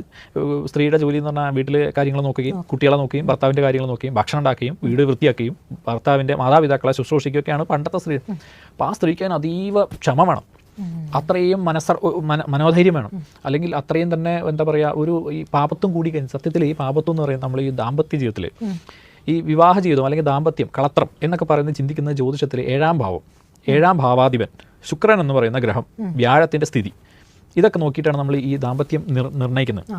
അതിപ്പോൾ 7ാം ഭാവത്തിൽ ശുഭഗ്രഹം നിൽക്കുക, 7ാം ഭാവാധിപൻ ഒരു ശുഭസ്ഥാനത്ത് നിൽക്കുക, അല്ലെങ്കിൽ ശുഭഗ്രഹ യോഗം ചെയ്ത് നിൽക്കുക. സാമാന്യമായിട്ട് പറയുകയാണ്, പല ചിന്തിക്കേണ്ട ഒരുപാട്, ഞാൻ പറയുന്നേ ഉള്ളൂ. ശുക്രൻ എന്ന് പറയുന്ന ഗ്രഹം നല്ലൊരു ഇടത്ത് നല്ലൊരു ഭാവത്തിൽ നിൽക്കുക, ആ ഗ്രഹത്തിന് ഒരു പാപഗ്രഹങ്ങളുടെ ഒന്നും യോഗമില്ലാതെ ശുഭഗ്രഹ യോഗം ചെയ്ത് നിൽക്കുക. പിന്നെ വ്യാഴം നല്ല സ്ഥാനത്തായിരിക്കുക, വ്യാഴത്തിൻ്റെ വീക്ഷണം, അങ്ങനെയൊക്കെയുള്ള കാര്യങ്ങളാണ് നമ്മൾ സാമാന്യമായിട്ട് ചിന്തിക്കുന്നത്. ഇതൊക്കെ വിപരീതം വരുന്നതാണ് ഈ പാപത്വം എന്ന് പറയുന്നത്. ഈ ചിന്തിക്കുന്ന ഈ സാമാന്യമായ ജ്യോതിഷ ചിന്തയുണ്ടല്ലോ, ഇപ്പം ഞാൻ ഈ പറഞ്ഞ കാര്യം അതിൻ്റെ ടെക്നിക്കാലിറ്റിക്ക് പോകണ്ട, ഞാൻ പറഞ്ഞെന്നുള്ളൂ. ഞാനത് ചോദിക്കുമ്പോൾ അതിൻ്റെ ഭാഗം പറയണമല്ലോ, അല്ലാതെ മനസ്സിലാത്ത രീതിയിൽ പറഞ്ഞല്ല. ഇങ്ങനെയൊക്കെയാണെന്ന് പറയാം. ഇങ്ങനെയൊക്കെ വെച്ചിട്ടാണ് നമ്മൾ ഈ പാപത്വം ഒക്കെ അളക്കുന്നത്. അപ്പോൾ ഈ പാപത്വം ഒരാൾക്കുണ്ടെങ്കിൽ ആ സ്ത്രീക്ക് അസഹിഷ്ണുത ഉണ്ടാവും, അമിത കോപമുണ്ടാവും, പിന്നെ മറ്റ് ചിന്തകളുണ്ടാവും, എന്താ പറയുക, ഈ ദുർനടപ്പിനുള്ള ടെൻഡൻസികളുണ്ടാവും, അല്ലെങ്കിൽ എന്താ പറയുക സ്നേഹക്കുറവുണ്ടാവും, ഭർത്താവിനോട് സ്നേഹമില്ലാതെ വരും, അല്ലെങ്കിൽ ഭർത്താവിന് കുട്ടികളോട് ഒന്ന് വാത്സല്യമില്ലാതെ വരും, ഭർത്താവിൻ്റെ മാതാപിതാക്കളോട് പിന്നെ വൈരാഗ്യബുദ്ധി ഉണ്ടാവും, അല്ലെങ്കിൽ മറ്റ്. അപ്പോൾ ആ ഒരു ഗാർഹിക അന്തരീക്ഷത്തിൽ ജീവിക്കാനുള്ള ഒരു സ്വഭാവ സവിശേഷത ഈ സ്ത്രീക്ക് ഉണ്ടാവില്ല. അപ്പോൾ അതുകൊണ്ട് അങ്ങനെയുള്ള ആളെ വീട്ടിൽ കയറ്റണോ വേണ്ടതെന്നാണ് ഈ നോക്കണം. അതാണ് പാപത്വം കൊണ്ട് ഉദ്ദേശിക്കുന്നത്. പാപത്വം ഉണ്ടായാൽ ആ കളത്ര ജീവിതം, അതായത് ആ ഒരു ദാമ്പത്യ ജീവിതത്തിന് ഉതകുന്ന ആ ഒരു സഹനവും ശക്തിയും സ്നേഹവും പിന്നെ തൻ്റെ കുടുംബമാണെന്നുള്ള ആ ഒരു രീതിയിൽ ജീവിക്കാനുള്ള സ്ത്രീയുടെ സ്വഭാവ സവിശേഷതയാണത് കുറിക്കുന്നത്. അതിനപ്പുറത്തൊന്നുമല്ല. അത് ഈ സ്ത്രീക്ക് ഉണ്ടോന്നാണ് നോക്കണം. അപ്പോൾ ഈ പാപത്വം കൂടി നിൽക്കുന്ന സ്ത്രീക്ക് അതൊന്നും എനിക്ക് പറ്റില്ല, ഇതിങ്ങനെയാണ് അതങ്ങനെയാണെന്ന് പറഞ്ഞിട്ട് അവിടെ അസ്വസ്ഥതകൾ ഉണ്ടാവും. ഇന്നത് മാറി. അതാ ഞാൻ പറഞ്ഞത്, പണ്ടത്തെ രീതി വെച്ചിട്ടാണ് ഇതൊക്കെ പറയുന്നത്. ഇന്ന് സ്ത്രീയാണ് അധ്വാനിക്കുന്നത് പല വീട്ടിലും. അപ്പോൾ ഈ പറയുന്നിടത്ത് എന്താ അർത്ഥം? പിന്നെ പലരും അണുകുടുംബമായിട്ട് ആണ്. ഇപ്പോൾ അത് ഫ്ലാറ്റുകളിലും പിന്നെ പുറത്തും അല്ലെങ്കിൽ നാട്ടിലാണെങ്കിൽ പോലും വീട് വെച്ച് ഭാര്യയും ഭർത്താവും ഒറ്റയ്ക്ക് ജീവിക്കുന്നവരാണ്, അല്ലെങ്കിൽ കുഞ്ഞുങ്ങളും ഒറ്റയ്ക്ക്. വലിയ കുടുംബത്തെ പണ്ടൊക്കെ എന്ന് വെച്ചാൽ നിരവധി അംഗസംഖ്യയുണ്ട്. ഒരു തലമുറയിൽപ്പെട്ട എല്ലാവരും ഒരു വീട്ടിലാണ്. അപ്പോൾ ഇതൊക്കെ ഉണ്ടാക്കിയ കാലം, അല്ലെങ്കിൽ ഇതൊക്കെ എല്ലാവരും. അപ്പോൾ അവിടെ ഒരാളുടെ മനസ്സിൻ്റെ ഒരു ചെറിയ ചാഞ്ചാട്ടം മതി കുടുംബത്തിലെ ഭദ്രത മുഴുവൻ, അതായത് ഒരു എന്താ പറയുക സ്വസ്ഥത മുഴുവൻ പോകാൻ. എല്ലാവരും ഒരുപോലെ ചിന്തിച്ചുകൊണ്ട് പോകണം, ഒരാളെ അനുസരിച്ചുകൊണ്ട് പോകണം. അപ്പോൾ ആ കുടുംബത്തിലൊരു കുടുംബനാഥൻ ഉണ്ടാവും, അതൊരു അമ്മാവനോ ഒരു വലിയമ്മാവനോ അല്ലെങ്കിൽ മുത്തശ്ശനോ ആരെങ്കിലുമൊക്കെ ആയിരിക്കും. അപ്പോൾ അദ്ദേഹം നിശ്ചയിക്കും. ഈ പഴയ ഒരു സിനിമയുണ്ട്, അത് എന്താണ് അതിനകത്ത് പറയുന്നുണ്ട്, കാറ് വാങ്ങണം, കാശൊക്കെ ഉണ്ട് ഭാര്യയ്ക്കും ഭർത്താവിനും, പക്ഷെ അത് അമ്മാവനോട് അനുവാദിച്ച് ചോദിക്കാൻ പോവാ ഭാര്യയും ഭർത്താവും. ഞങ്ങൾ കാറ് വാങ്ങാമെന്ന് വിചാരിക്കുന്നുണ്ട്, പക്ഷെ എന്താ അഭിപ്രായം? ഇപ്പോൾ കാറിൻ്റെ ആവശ്യം എന്താ? വേണമെങ്കിൽ ഇത് ആ വണ്ടിയുണ്ട് ഈ വണ്ടിയുണ്ട്, ഇപ്പോൾ കാറൊന്നും വേണ്ടാന്ന് പറയാം, അവർ പോവാണ്. ഇന്ന് ആരെങ്കിലും ചോദിക്കുമോ? ഇന്ന് കാറ് കൊണ്ടുവന്ന് മുറ്റത്തിട്ടാലേ അറിയുള്ളൂ. അപ്പോൾ എല്ലാം മാറി. അപ്പോൾ നമ്മൾ ഈ പറഞ്ഞ ഈ സിസ്റ്റത്തിൽ തന്നെ ഇരിക്കേണ്ട ആവശ്യമില്ല. പാപത്വം അത് ഇതൊന്നുമില്ല. ഇതിനൊക്കെ ഇന്ന് വിമാനം ഓടിക്കുന്നില്ലേ സ്ത്രീകൾ, അല്ലെ പറത്തുന്നുണ്ടല്ലോ, എല്ലാ മേഖലകളും സ്ത്രീകൾ മുന്നിൽ വന്നു കഴിഞ്ഞു. പണ്ടത്തെ പോലെ വീട്ടിലിരുന്ന് വീട്ടുജോലി ചെയ്യുന്ന സ്ത്രീകളെ കാലമൊക്കെ കഴിഞ്ഞു. മാതാപിതാക്കളെ ശുശ്രൂഷിക്കണമെന്ന് വേണ്ടതെന്ന് വെച്ച് കഴിഞ്ഞാൽ അത് സ്വന്തം മാതാവിനെയും പിതാവിനെയും ആണെങ്കിലും തിരിച്ചാണെങ്കിലും വേണ്ടത് തന്നെയാണ്. അതിലൊന്നും ഒരു വിപരീത അഭിപ്രായമില്ല. പക്ഷെ അതിന് ഉതകുന്ന രീതിയിലുള്ള ഒരു പെരുമാറ്റ രീതിയും കാര്യങ്ങളും അപ്പുറത്തുനിന്ന് കൂടി വേണം. അല്ല താൻ തൻ്റെ ഇഷ്ടമുള്ള പോലെ പെരുമാറും, ഞാൻ ഇങ്ങനെയൊക്കെയാണ്, ഞങ്ങളെ രീതി ഇതൊക്കെയാണ്, വേണമെങ്കിൽ സഹിച്ചോണം എന്ന് പറഞ്ഞിട്ട് അവസാനം വയസ്സാകുമ്പോൾ നോക്കണം എന്ന് പറഞ്ഞാൽ ഒന്നും നടക്കുന്ന കാര്യമല്ല. ഞാൻ ഈ പറയുമ്പോൾ ആളുകൾക്ക് വിപരീത അഭിപ്രായം ഉണ്ടാവും. ഞാൻ എൻ്റെ അഭിപ്രായം പറയുന്നത്, ബഹുമാനം ചോദിച്ചു അത് നമ്മൾ അർഹത, എല്ലാത്തിനെയും പറയുന്ന വാക്കാണ് അർഹത നേടണം. അതായത് ആവുന്ന കാലത്ത് അവരെ സ്നേഹിച്ചും പരിപാലിച്ചും അവരുടെ ഇഷ്ടാനിഷ്ടങ്ങളെ നടപ്പിലാക്കിയും നമ്മളോടുള്ള സ്നേഹം നമ്മൾ വളർത്തി വാങ്ങണം. സ്നേഹത്തെ നമ്മൾ വാങ്ങണം അങ്ങോട്ട്. ഈ ബഹുമാനത്തെ ഇങ്ങോട്ട് വാങ്ങണം. അത് പേടിപ്പിച്ചിട്ടല്ല, ഇങ്ങനെയാണ് ഞാനിങ്ങനെയാണ് എന്ന് പറഞ്ഞിട്ട് ഇരുന്നിട്ട് അദ്ദേഹത്തെ അത് പേടിച്ച് ചെയ്യുന്നതാണ്, ബഹുമാനിച്ച് ഇഷ്ടപ്പെട്ട് ചെയ്യുന്നതല്ല. ഇപ്പോൾ പല വീടുകളിലും ഇപ്പോൾ പിതാവായിക്കോട്ടെ മാതാവുള്ള എൻ്റെ ഇഷ്ടം ഇതാണ്, ഇവിടെ ഇങ്ങനെ നടക്കൂ, ഞാൻ ഇങ്ങനെ നടക്കും എന്ന് പറഞ്ഞിട്ട് ആ ആൾ ചിലപ്പോൾ ആ പെൺകുട്ടി ചിലപ്പോൾ ഭയന്നിട്ട് ചെയ്യുമായിരിക്കും, ആ ഭയം കൊണ്ട് ചെയ്യുമായിരിക്കും. പക്ഷേ ഇഷ്ടം കൊണ്ട് ചെയ്യുന്നതല്ല. ഇഷ്ടം കൊണ്ട് ചെയ്യത്തക്ക വിധത്തിലുള്ള സാഹചര്യം ഒരുക്കി കൊടുക്കണം. ആരായാലും ബഹുമാനം സ്നേഹം അങ്ങോട്ട് കൊടുത്താൽ ഇങ്ങോട്ട് കിട്ടും. ഞാൻ അങ്ങോട്ട് തരില്ല, പക്ഷേ എനിക്ക് ഇങ്ങോട്ട് വേണമെന്ന് പറഞ്ഞാൽ ഇന്നത്തെ കാലത്ത് പെൺകുട്ടികളൊന്നും കിട്ടാൻ പോകില്ല. അതിൽ ഒരു സംശയമില്ല. അവർക്ക് ജോലിയാണ്. കാരണം ഒരു പ്രത്യേകത ഉണ്ട് ഇതിനോട് ചേർന്ന് ഞാൻ പറയാം. പണ്ട് ഈ പിന്നെ പ്രണയബന്ധങ്ങളിലൊക്കെ അകപ്പെട്ട് കഴിഞ്ഞാൽ പെൺകുട്ടികൾക്ക് 18 വയസ്സ് 20 വയസ്സാണോ 21 വയസ്സാണോ ഒന്നും പ്രശ്നമല്ല, ജോലിയുണ്ടോ പഠിക്കണോ ഒന്നും പ്രശ്നമല്ല, കോഴ്സ് വേണമെങ്കിൽ ഡിസ്കണ്ടിന്യൂ ചെയ്ത് പിന്നെ ജീവിതത്തിലേക്ക് കിടക്കും. എന്നിട്ട് കുട്ടികളും ഉണ്ടാവും, 2 കുട്ടികളും, പിന്നെ അത് തുടർ പഠനം നടക്കില്ല, ജോലിയും ഇല്ല. അങ്ങനത്തെ ഇന്നതല്ല. ഇന്ന് പ്രേമിക്കുന്നുണ്ട്, ജീവിക്കുന്നുണ്ട്.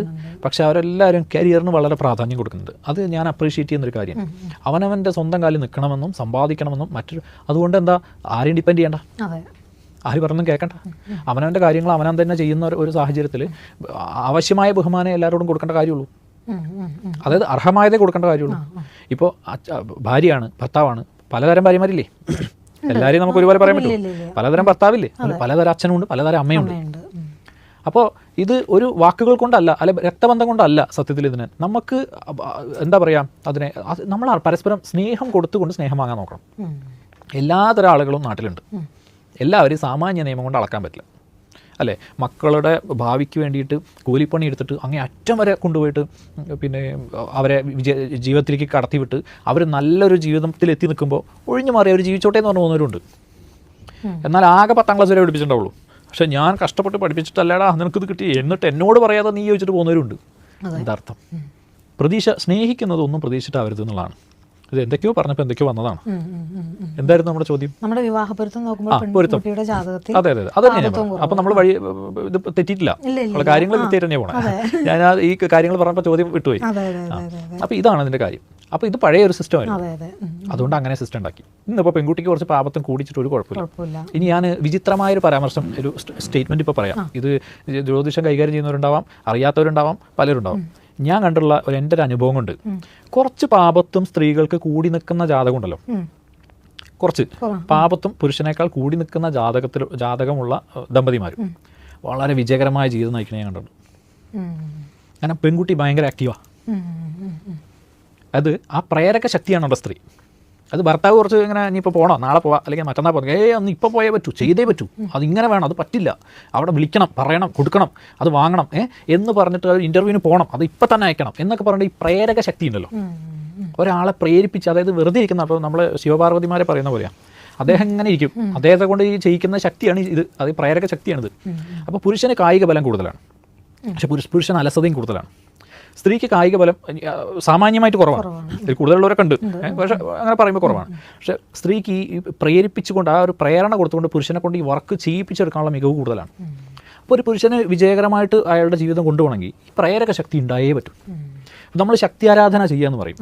അപ്പോൾ നമ്മൾ ശക്തിയെ, ഭഗവതിയെ പുറത്ത് ആരാധിക്കുന്നു, അകത്ത് ആരാധിക്കുന്നു. പ്രത്യക്ഷ ഭഗവതിയാണ് സത്യത്തിൽ സ്ത്രീ. മനസ്സിലായോ? അതായത് നമ്മൾക്കൊരു ഇപ്പം എനിക്കൊരു പ്രവൃത്തി ചെയ്യണം, ആ ഒരാൾക്കൊരു പ്രവൃത്തി ചെയ്യണമെങ്കിൽ നമ്മൾ ഉള്ളിൽ പ്രേരണ വേണം, എണീക്കണം, പോകണം, അയ്യോ ഇപ്പം തന്നെ വിളിക്കട്ടെ, ഈ പ്രേരണയില്ലേ ഉള്ളിൽ നിന്ന് വരുന്നത്, ഇതാണ് സത്യത്തിൽ ഈ ശക്തി.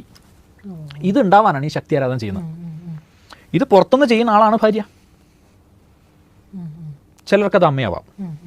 ഞാൻ ഭാര്യ, അമ്മയും സ്ത്രീ കുഞ്ഞിലെ നാളിലെ അത് ആ ശക്തി പ്രേരണ മാതാവായിരിക്കും. ഒരു സ്റ്റേജ് കഴിഞ്ഞ് ആ ശക്തി, ആ ഒരു പ്രേരക ശക്തി ഭാര്യയായിരിക്കും, അല്ലെങ്കിൽ ഒരു സ്ത്രീ ആയിരിക്കും. അങ്ങനെയുണ്ട്. ഇപ്പം തന്നെ നമ്മൾ സമീപകാലത്ത് നടന്ന ഒരു മഹാനടൻ്റെ വലിയൊരു വിജയത്തിൻ്റെ പുറകിൽ സ്ത്രീയായിരുന്നു. അത് ബന്ധം എന്തെന്നുള്ളൊക്കെ രണ്ടാമത്തെ കാര്യം. പ്രകൃതിക്ക് അങ്ങനെയൊന്നുമില്ല. ഒരു സ്ത്രീ, ഒരു പ്രേരക ശക്തിയാണ് സ്ത്രീ. അപ്പോൾ ഭാര്യയെ കൂടി ആകുമ്പോൾ അത് വളരെ, അപ്പോൾ ഭാര്യ ഇല്ലാത്ത ഈ പാപത്തും കുറഞ്ഞ സ്ത്രീ ഒരു സാധുവായിരിക്കും. അതായത് എന്താ പറയുക, ഒരു ആക്റ്റീവായിരിക്കില്ല എത്രത്തോളം. കുറച്ച് പാപത്തും കൂടി സ്ത്രീയാണെങ്കിൽ വളരെ ആക്റ്റീവായിരിക്കും. ആ ഊർജ്ജസ്വലത ഈ ഇദ്ദേഹത്തിൻ്റെ ജീവിതത്തിൽ ഗുണം ചെയ്യും. ഇപ്പോൾ ഇനി കുറച്ചുകൂടി മനസ്സിലാവുന്ന ഭാഷയിൽ പറഞ്ഞാൽ, ഇപ്പോൾ വളരെ പാവമാണ്, വളരെ പാവമായിട്ട് ശാന്ത സ്വരൂപിയായിട്ടൊരു സ്ത്രീയാണെങ്കിൽ ഗുണമൊക്കെ തന്നെയാണ്, പ്രശ്നങ്ങളൊന്നുമില്ല. പക്ഷെ ഇയാൾ പറയാം, ഞാൻ നാളെ പോകണുള്ളൂ, ആണോ, ആ ശരി. നാളെ പറഞ്ഞു, ഞാൻ മറ്റന്നാളെ പോകണുള്ളൂ, ആണോ, ശരി. നേരെ ഞാൻ പറഞ്ഞു, ഈ പാപത്ത് കുറച്ച് ആക്റ്റീവായുള്ള സ്ത്രീയാണ് പറയും, ഇന്നോ അത് പറ്റില്ല, ഇന്ന് തന്നെ പോകണം. അപ്പോൾ ഇയാൾ അറ്റ്ലീസ്റ്റ് ഈ സമാധാനം കിട്ടാൻ വേണ്ടിയിട്ടെങ്കിലും പോകും. ഈ പോകുമ്പോൾ ഈ കാര്യം നടക്കും. അപ്പോൾ പാപത്തും കൂടി ജാതകത്തിൽ കൂടുതലാണെന്ന് പറഞ്ഞിട്ട് ആരും ജീവിക്കാനൊന്നും വിഷമിക്കേണ്ട, അതൊക്കെ ജീവിക്കാൻ പറ്റും. പാപത്തും കൂടി ആളുകളുടെ ജീവിതം മനോഹരമായിട്ട് പോകുന്നത് നമ്മൾ കണ്ടിട്ടുണ്ട്. ഇല്ലാത്തവരുടെ ഇങ്ങനെ പിന്നെ നനഞ്ഞ കോഴിയെ പോലെ ഒരു ഐശ്വര്യമില്ലാതെ പോകുന്നതും കണ്ടിട്ടുണ്ട്. കുറച്ച് കൂടുതലായി നിന്നു എന്ന് വെച്ചിട്ട് ഒരു പ്രശ്നമില്ല. അങ്ങനെയുള്ള കുടുംബങ്ങളൊക്കെ എല്ലാം കൊണ്ട് വിജയിച്ചാണ് എൻ്റെ അനുഭവത്തിൽ കണ്ടിട്ടുള്ളത്. അത് ഇപ്പോൾ കുറച്ചുകൂടി ലളിതമായിട്ട് പറഞ്ഞാൽ, സ്ത്രീ കുറച്ച് കൂടുതൽ എല്ലാ കാര്യങ്ങളും ഇടപെടുകയും ഭർത്താവിനെ പ്രേരിപ്പിക്കുകയും ചെയ്യുന്ന, അല്ലെങ്കിൽ പുരുഷൻ തിരിച്ച് ഭാര്യ പറയുന്നത് കേൾക്കുന്ന കുടുംബങ്ങളിൽ വളരെയധികം ഐശ്വര്യമുള്ളതായിട്ട് ഞാൻ കണ്ടിട്ടുണ്ട്. തിരിച്ചുള്ളിടത്ത് തിരിച്ചും കണ്ടിട്ടുണ്ട്. അതാണ് കണ്ടിട്ടുള്ള ഒരു കാര്യം. അപ്പോൾ ഇങ്ങനെ ജീവിതത്തിലേക്ക് കിടക്കുന്ന ആളുകൾ അതിനൊക്കെ പ്രിപ്പയർ ആയിട്ട് കിടന്നാൽ മതി. ഇനി പാപത്തും കൂടി വെച്ചിട്ട് വിവാഹബന്ധമൊന്നും ഉപേക്ഷിക്കേണ്ട. അതിന് വേണ്ടിയിട്ടാണ് ഇത്രയും വിശദമായിട്ട് പറഞ്ഞത് കേട്ടോ. ജാതകം നോക്കി പൊരുത്തമുണ്ടെന്ന് പറയുന്ന ആളോട് സംസാരിക്കുമ്പോൾ ഒരു മാനസിക അടുപ്പം തോന്നുന്നില്ല, എന്നാൽ ചേർച്ചയില്ല എന്ന് പറയുന്നവരോട് സംസാരിക്കുമ്പോൾ നല്ല അടുപ്പം തോന്നുന്നു. അതെന്തുകൊണ്ട്? നല്ല ചോദ്യമാണ്. അതൊരു മായയാണ്. അതായത് നോക്കൂ, ഗുണകരമായ ഒരു കാര്യത്തിന് ആകർഷണമില്ല. ജങ്ക് ഫുഡ് നമ്മളെ ആകർഷിക്കും, നമ്മളെ മാടി വിളിക്കും ഹോട്ടലിൽ, അല്ലേ? അതിനകത്ത് ചിത്രം കാണുമ്പോൾ ആളുകൾക്ക് കയറാൻ തോന്നും. അവിടുത്തെ സുഗന്ധം, അവിടുത്തെ ഗന്ധം, നല്ല റെസ്റ്റോറൻറ്റിൻ്റെ മുന്നിൽ കൂടെ പോകുമ്പോൾ കഴിച്ചേക്കാന്ന് തോന്നും. ഇതൊന്നും നമുക്ക് മനുഷ്യ ശരീരത്തിന് അല്ലല്ല. മരുന്ന് കഴിഞ്ഞ് ആരെയും ആകർഷിച്ച് വിളിക്കുന്നില്ല. മാത്രമല്ല അത് കുടിക്കാൻ പോകുമ്പോൾ നമുക്കൊരു അല്ലേ, അല്ലെങ്കിൽ ഒരു കഷായം, അല്ലെങ്കിൽ ഒരു അരിഷ്ടം, അല്ലെങ്കിൽ ഏത് സാധനം, ഇഞ്ചി, വെളുത്തുള്ളി, പിന്നെ ശരീരത്തിന് കുരുമുളക്, ഇതൊന്നും തന്നെ, ഇതൊക്കെ ശരീരത്തിന് ഗുണമുള്ള സാധനമാണ്, അല്ലേ? നെല്ലിക്ക, അതുപോലെ ഇന്നുമായിട്ട് എല്ലാ സാധനങ്ങളും ശരീരത്തിന് ഗുണം. ഇതൊന്നും ഒരാളെ ആകർഷിക്കുന്നില്ല, അല്ലേ? ഒരു ഇഞ്ചിയുടെ കഷ്ണം അവിടെ ഇരിക്കുമ്പോൾ നമുക്ക് വായിൽ വെള്ളം വരുമോ? ഇല്ല. എന്നാൽ ഒരു പിന്നെ KFCയോ അല്ലെങ്കിൽ മറ്റേ സാധനങ്ങളോ ഇരിക്കുമ്പോൾ ആളുകൾക്ക് വായിൽ വെള്ളം വരുന്നത്. അപ്പോൾ നമ്മൾക്ക് പണി കിട്ടേണ്ട, ഞാൻ നാടൻ ഭാഷയിൽ പറയുകയാണെങ്കിൽ, നമ്മൾക്ക് പിന്നെ ഒരു പണി കിട്ടേണ്ട സകല സാധനങ്ങളും നമ്മളെ മാടി വിളിക്കും. വാ എന്ന് പറഞ്ഞാ മദ്യത്തിനുള്ള അത്ര ആകർഷണം വേറെ എവിടെയെങ്കിലും ഉണ്ടോ? എന്തുകൊണ്ടാണ് അതിൻ്റെ മുമ്പിൽ ഇത്രയും തിരക്കും ആളുണ്ടാകുന്നത്? കാരണം അത് ആളുകളെ മാടി വിളിക്കണം, വാ എന്ന് പറഞ്ഞിട്ട്. എന്തോ ഒരു സുഖം. അപ്പോൾ ഈ അനാരോഗ്യകരമായ, മനുഷ്യന് വിനാശകരമായ സകല കാര്യങ്ങളും നമ്മളെ ആകർഷിക്കും. ഗുണകരമായ എല്ലാ കാര്യങ്ങളും നമ്മളെ ആകർഷിക്കും, അതായത് നമ്മളെ ആകർഷിക്കില്ല. അത് നമ്മൾ നിർബന്ധം. അപ്പോൾ ഈ പറയുന്ന ആളെ വിവാഹം കഴിക്കണം, നല്ല രസമുണ്ട് വർത്താനം പറയാൻ, അപ്പോൾ കുറച്ച് നാൾ പോകണം, ഒരു 2 കൊല്ലം കഴിഞ്ഞാൽ അവിടെ ദശ വരുന്നുണ്ട്, അപ്പോൾ അനുഭവിക്കണം. അപ്പോൾ ഇയാളുടെ ജാതകം അങ്ങനെ ആയിരിക്കും. അപ്പോൾ ഈ പ്രകൃതിക്ക് എത്തിക്കണ്ടേ? ഈ പെൺകുട്ടിയുടെ ഇത് പെൺകുട്ടിയാണോ ആൺകുട്ടിയാണോ പറഞ്ഞത്? പെൺകുട്ടിയാന്ന് തോന്നുന്നു. അതെ. അപ്പോൾ ഈ പെൺകുട്ടിക്ക് 2 വർഷം 3 വർഷം 4 വർഷം കഴിയുമ്പോൾ ഏതെങ്കിലും ദശ മാറാനുണ്ടാവും. അപ്പോൾ നന്നായിട്ട് അനുഭവിക്കണം. അപ്പോൾ അനുഭവിക്കാൻ അതുപോലെ ദശയുള്ള ഒരാളടുത്ത് എത്തിക്കണ്ടേ പ്രകൃതി? അതിന് ഇവന് നല്ല വൈബുള്ളതായിട്ടും, അങ്ങനത്തെ ഭാഷയായിരിക്കും പറഞ്ഞത്, വൈബുള്ളതായിട്ടും നല്ല രസമുള്ളതായിട്ടും, പിന്നെ ഒരേ ഇഷ്ടങ്ങളുള്ളതായിട്ടും, അതായത് സമാനമായ താല്പര്യങ്ങളുള്ളതായിട്ടും യാത്ര ചെയ്യുക, ഫുഡ് കഴിക്കുക, ഇങ്ങനെയൊക്കെ ഒക്കെ തോന്നി. ഇതൊരു മായയാണ്, നിങ്ങളെ അതിൽ കൊണ്ടെത്തിക്കാനുള്ള മായ. താൽക്കാലികമായ ഭ്രമം കൊണ്ട് ഇതിൽ വന്ന് വീണ ഓക്കെ, എൻ്റെ കർത്തവ്യം കഴിഞ്ഞു, പ്രകൃതി പറയുന്നതാണ്, ഞാൻ ഇത്രേ ഉദ്ദേശിച്ചുള്ളൂ. 3 കൊല്ലം കഴിഞ്ഞു, 4 കൊല്ലം കഴിഞ്ഞു, ദശ മാറി, അതീവ കഷ്ടത്തിൽ ജീവിതം കൊണ്ടുവന്നു. നേരെ മറിച്ചത് ഇപ്പോൾ വൈബില്ലാതെ ചിലപ്പോൾ ഉണ്ടാവുള്ളൂ. അതുകൊണ്ടാണ് ആ ജാതകം ചേർന്നത്. തൽക്കാലം എങ്ങനെയൊക്കെ. പക്ഷേ അയാൾക്ക് പ്രത്യേകിച്ച് ഇഷ്ടങ്ങളൊന്നുമില്ല, അയാൾ യാത്രാമോഹിയൊന്നുമല്ല, അല്ലെങ്കിൽ അയാൾ ഭയങ്കര ഫുഡി ആയിട്ടുള്ള ആളൊന്നുമല്ല, നാടൻ പുതിയ ഭാഷയെ പറഞ്ഞത്. പക്ഷേ ഈ സ്ത്രീയെ വിവാഹം കഴിച്ചാൽ അയാൾ അങ്ങനെയൊക്കെ ആവും. പിന്നെ ഈ സ്ത്രീയുടെ അനുസരിച്ചൊക്കെ, കാരണം അദ്ദേഹം തുറന്ന നോട്ട് പുസ്തകമാണല്ലോ. ഒരു പ്ലെയിൻ നോട്ട് പുസ്തകത്തിൽ നമുക്ക് എന്ത് വേണമെങ്കിലും എഴുതാം. അതിൽ വേണമെങ്കിൽ ഭഗവത്ഗീത എഴുതാം, അതിൽ വേണമെങ്കിൽ പറ്റുബുക്ക് ആയിട്ട് ഉപയോഗിക്കാം, എന്ത് വേണമെങ്കിലും ഉപയോഗിക്കാം. ഇതിൽ എഴുത്തുള്ളതിനകത്ത് പിന്നെ രണ്ടാമത് എഴുതി പിടിപ്പിക്കാൻ പറ്റില്ലല്ലോ. അപ്പോൾ ഇതിലൊന്നും താല്പര്യം ഇല്ലാത്ത ഒരാളെ ജീവിതത്തിലേക്ക് കടന്ന ശേഷം അതിൽ താല്പര്യനാക്കാം. അപ്പോൾ ഈ സ്ത്രീക്ക് സുഖമായിരിക്കും ജീവിതം. ഇതിൽ ഒരുപാട് ഇൻട്രസ്റ്റ് ഉള്ള ഈ ആളെ പിന്നെ ഇതിന്ന് ഒരു സ്റ്റേജ് വരുമ്പോൾ ഇതൊന്നും മാറ്റാൻ പറ്റില്ല. അങ്ങനെയുണ്ട്. അപ്പോൾ യാത്രാമോഹിയാണ്. അപ്പോൾ ഞാനും ഭയങ്കര ട്രാവൽ ഇഷ്ടപ്പെടുന്ന ആളാണെന്ന് ഈ സ്ത്രീ വിചാരിച്ചിട്ട് യാത്രയ്ക്ക് പോകുമ്പോൾ, സ്ത്രീ പ്രസവിച്ചു കൊടുക്കുമ്പോൾ ഇയാൾ യാത്രയ്ക്ക് പോകും ചിലപ്പോൾ. അത് ശ്രദ്ധിക്കണം. അപ്പോൾ നിങ്ങൾക്ക് യാത്രാമോഹം നിങ്ങൾ വെറുക്കും. അപ്പോൾ ആകെ ഭർത്താവിൻ്റെ കംപ്ലൈൻറ്റ് എന്തായിരിക്കും അറിയോ? വെറുതെ കൂട്ടുകാരുടെ യാത്രയോട് യാത്ര, വീട്ടിലെ കാര്യങ്ങൾ ശ്രദ്ധിക്കണം. അപ്പോൾ അന്ന് നിങ്ങൾ ഇയാൾ ട്രാവൽ ചെയ്യുന്ന ആളാണെന്ന് പറഞ്ഞിട്ട് ഇയാളെ മോഹിച്ചു. ഇന്ന് ഇയാൾ ട്രാവൽ ചെയ്യുന്ന ആളാന്ന് പറഞ്ഞിട്ട് ഇയാൾ വെറുക്കും. അപ്പോൾ ഇതൊരു മായയാണ്. അപ്പോൾ തുറന്ന പുസ്തകമായ ഒരു മനുഷ്യനെ ജീവിതത്തിലേക്ക് വന്ന ശേഷം തൻ്റെ ഇഷ്ടാനിഷ്ടങ്ങളെ പറഞ്ഞ് അദ്ദേഹത്തെ അത് പഠിപ്പിച്ച് കെടുക്കാമല്ലോ. ക്ഷമയില്ലേ? ഇത് 1-2 ദിവസത്തെ കാര്യമല്ലല്ലോ. നിങ്ങൾ വിവാഹം കഴിക്കുന്ന 3 മാസം യാത്ര ഒന്ന് കഴിഞ്ഞോ? അതിന് ശേഷം ജീവിക്കണ്ടേ? അപ്പോൾ ഭാര്യയുടെ ഇഷ്ടങ്ങളനുസരിച്ച് അയാൾ മാറിക്കോളും.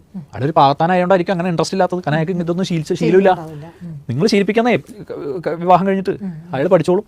അയാൾക്ക് സമയം കൊടുക്ക്. നിങ്ങളെ അടുത്ത് കിട്ടുമ്പോൾ എല്ലാ കാര്യത്തിലും ഇയാൾ വിദ്വാനാണെന്ന് പറയാൻ പറ്റുമോ? നിങ്ങൾ പഠിപ്പിക്കുക. അയാൾ വേണമെങ്കിൽ കുക്കിങ്ങും പഠിച്ചോളും, അയാൾ നിങ്ങൾക്ക് ഭക്ഷണം ഉണ്ടാക്കി തന്നോളും. നിങ്ങളതൊക്കെ സമയം കൊടുക്കുക.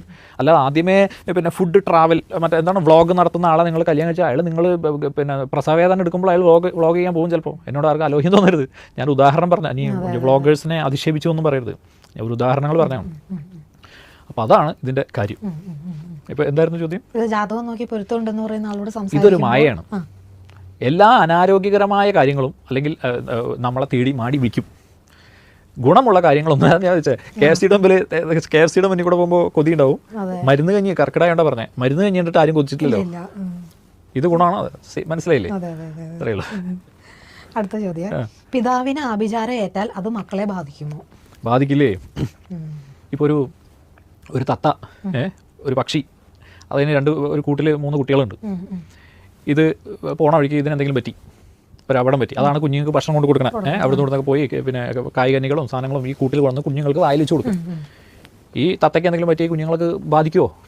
ബാധിക്കും. ആ രീതിയിൽ ബാധിക്കും, മറ്റു രീതിയിലും ബാധിക്കും. എന്ന് വെച്ച് കഴിഞ്ഞാൽ ഇതിന് തുടർച്ചയുണ്ട്. പല ഈ കാര്യങ്ങൾ നമ്മൾ ആ വിഷയത്തിൽ വരുമ്പോൾ വരാം. ആ തലമുറയ്ക്ക് തന്നെ അത് ബാധിക്കുന്ന രീതിയിലൊക്കെ ആയിരിക്കും ഈ ആഭിചാരം കാര്യങ്ങളൊക്കെ ഉള്ളത്.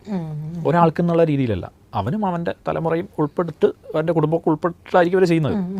ആ രീതിയിലും ബാധിക്കും. ഇപ്പോൾ ആൾക്ക് തന്നെയാണെന്ന് വെച്ചോളൂ, എന്നാലും ബാധിക്കില്ലേ? ഒരു കുടുംബസ്ഥന് വന്നു കഴിഞ്ഞാൽ കുടുംബം പോയില്ലേ? ഗൃഹനാഥന് വന്നു കഴിഞ്ഞാൽ ആ കുടുംബം പോയില്ലേ? അപ്പോൾ ആ എന്താ പറയുക, അമ്മക്കിളിക്ക് പറ്റിയാൽ കുഞ്ഞുങ്ങൾക്കും പറ്റും. അവിടെ തന്നെ അതിനുള്ള ഉത്തരം ഉണ്ടല്ലോ. അല്ല ഇനിയിപ്പോൾ അദ്ദേഹത്തിന് എന്തായാലും ആയിക്കോട്ടെ, നമുക്ക് ബാക്കിയുള്ള കാര്യങ്ങളൊക്കെ ഓക്കെയോ എന്ന് വെച്ച് കഴിഞ്ഞാൽ അങ്ങനെയും പറയാൻ പറ്റില്ല. ചിലപ്പോൾ അതിൻ്റെ തുടർച്ചയായിട്ട് അടുത്ത തലമുറക്കാരിലേക്ക് വന്നു എന്ന് വരാം. അങ്ങനെയുണ്ട്. അപ്പോൾ എന്താണെങ്കിലും ദോഷമുണ്ട്, 100% ഉണ്ട്. അതിൽ കൂടുതൽ എക്സ്പ്ലനേഷൻ നമുക്ക് അതിൻ്റെ ആ ഒരു വിഷയം സംസാരിക്കുമ്പോൾ പറയാം. ആഭിചാരം, കൂടോത്രം എന്നിവ ഫലിക്കുമെങ്കിൽ സമൂഹത്തിൽ ഉന്നത സ്ഥാനങ്ങൾ അലങ്കരിക്കുന്ന സെലിബ്രിറ്റികൾക്ക് പലർക്കും ഇതൊന്നും ബാധിച്ചു കാണുന്നില്ല. താഴേക്കിടയിലുള്ളവർക്ക് മാത്രമാണോ ഇതൊക്കെ ബാധകമായിട്ടുള്ളത്? അതെ, അത് ഒരു നല്ല തോട്ടാണ്. ഞാൻ അപ്രീഷിയേറ്റ് ചെയ്യുന്ന ചോദ്യം ചോദിച്ചാൽ അത് പലർക്കുള്ള സംശയമാണ്. കാരണം നമ്മൾ ഈ സാധാരണക്കാർ ജീവിക്കുന്നു, അല്ലെങ്കിൽ കൂലിപ്പണിയെടുത്ത് ജീവിക്കുന്നു, അല്ലെങ്കിൽ കിട്ടുന്ന സാലറിക്ക് ജീവിക്കുന്നു, ഇല്ലാത്ത ആഭിചാരം, ഇല്ലാത്ത ദൃഷ്ടിയില്ല, ഇല്ലാത്ത കൂടോത്രമില്ല. എന്നാൽ അവിടെ മീഡിയയിലും പിന്നെ ഈ സിനിമയിലും രാഷ്ട്രീയത്തിലും നിറഞ്ഞു നിൽക്കുന്ന എല്ലാ ദിവസവും ആളുകൾ സ്ക്രീനിൽ കാണുന്ന അല്ലെങ്കിൽ നേരിട്ട് കാണുന്ന ആളുകൾക്കൊന്നും ഇതൊന്നും ബാധിക്കുന്നില്ല. അതിൻ്റെ കാരണം എന്താണെന്ന് വെച്ച് കഴിഞ്ഞാൽ പ്രിക്വേഷൻ എടുക്കുമായിരിക്കും. നിങ്ങൾ കാണുന്നത് അവരുടെ സെലിബ്രിറ്റി ജീവിതം മാത്രമാണ്. ഇതിൻ്റെ ഒരു പിന്നണിയുണ്ട്. ഒരു കാര്യം പറഞ്ഞുതരാം.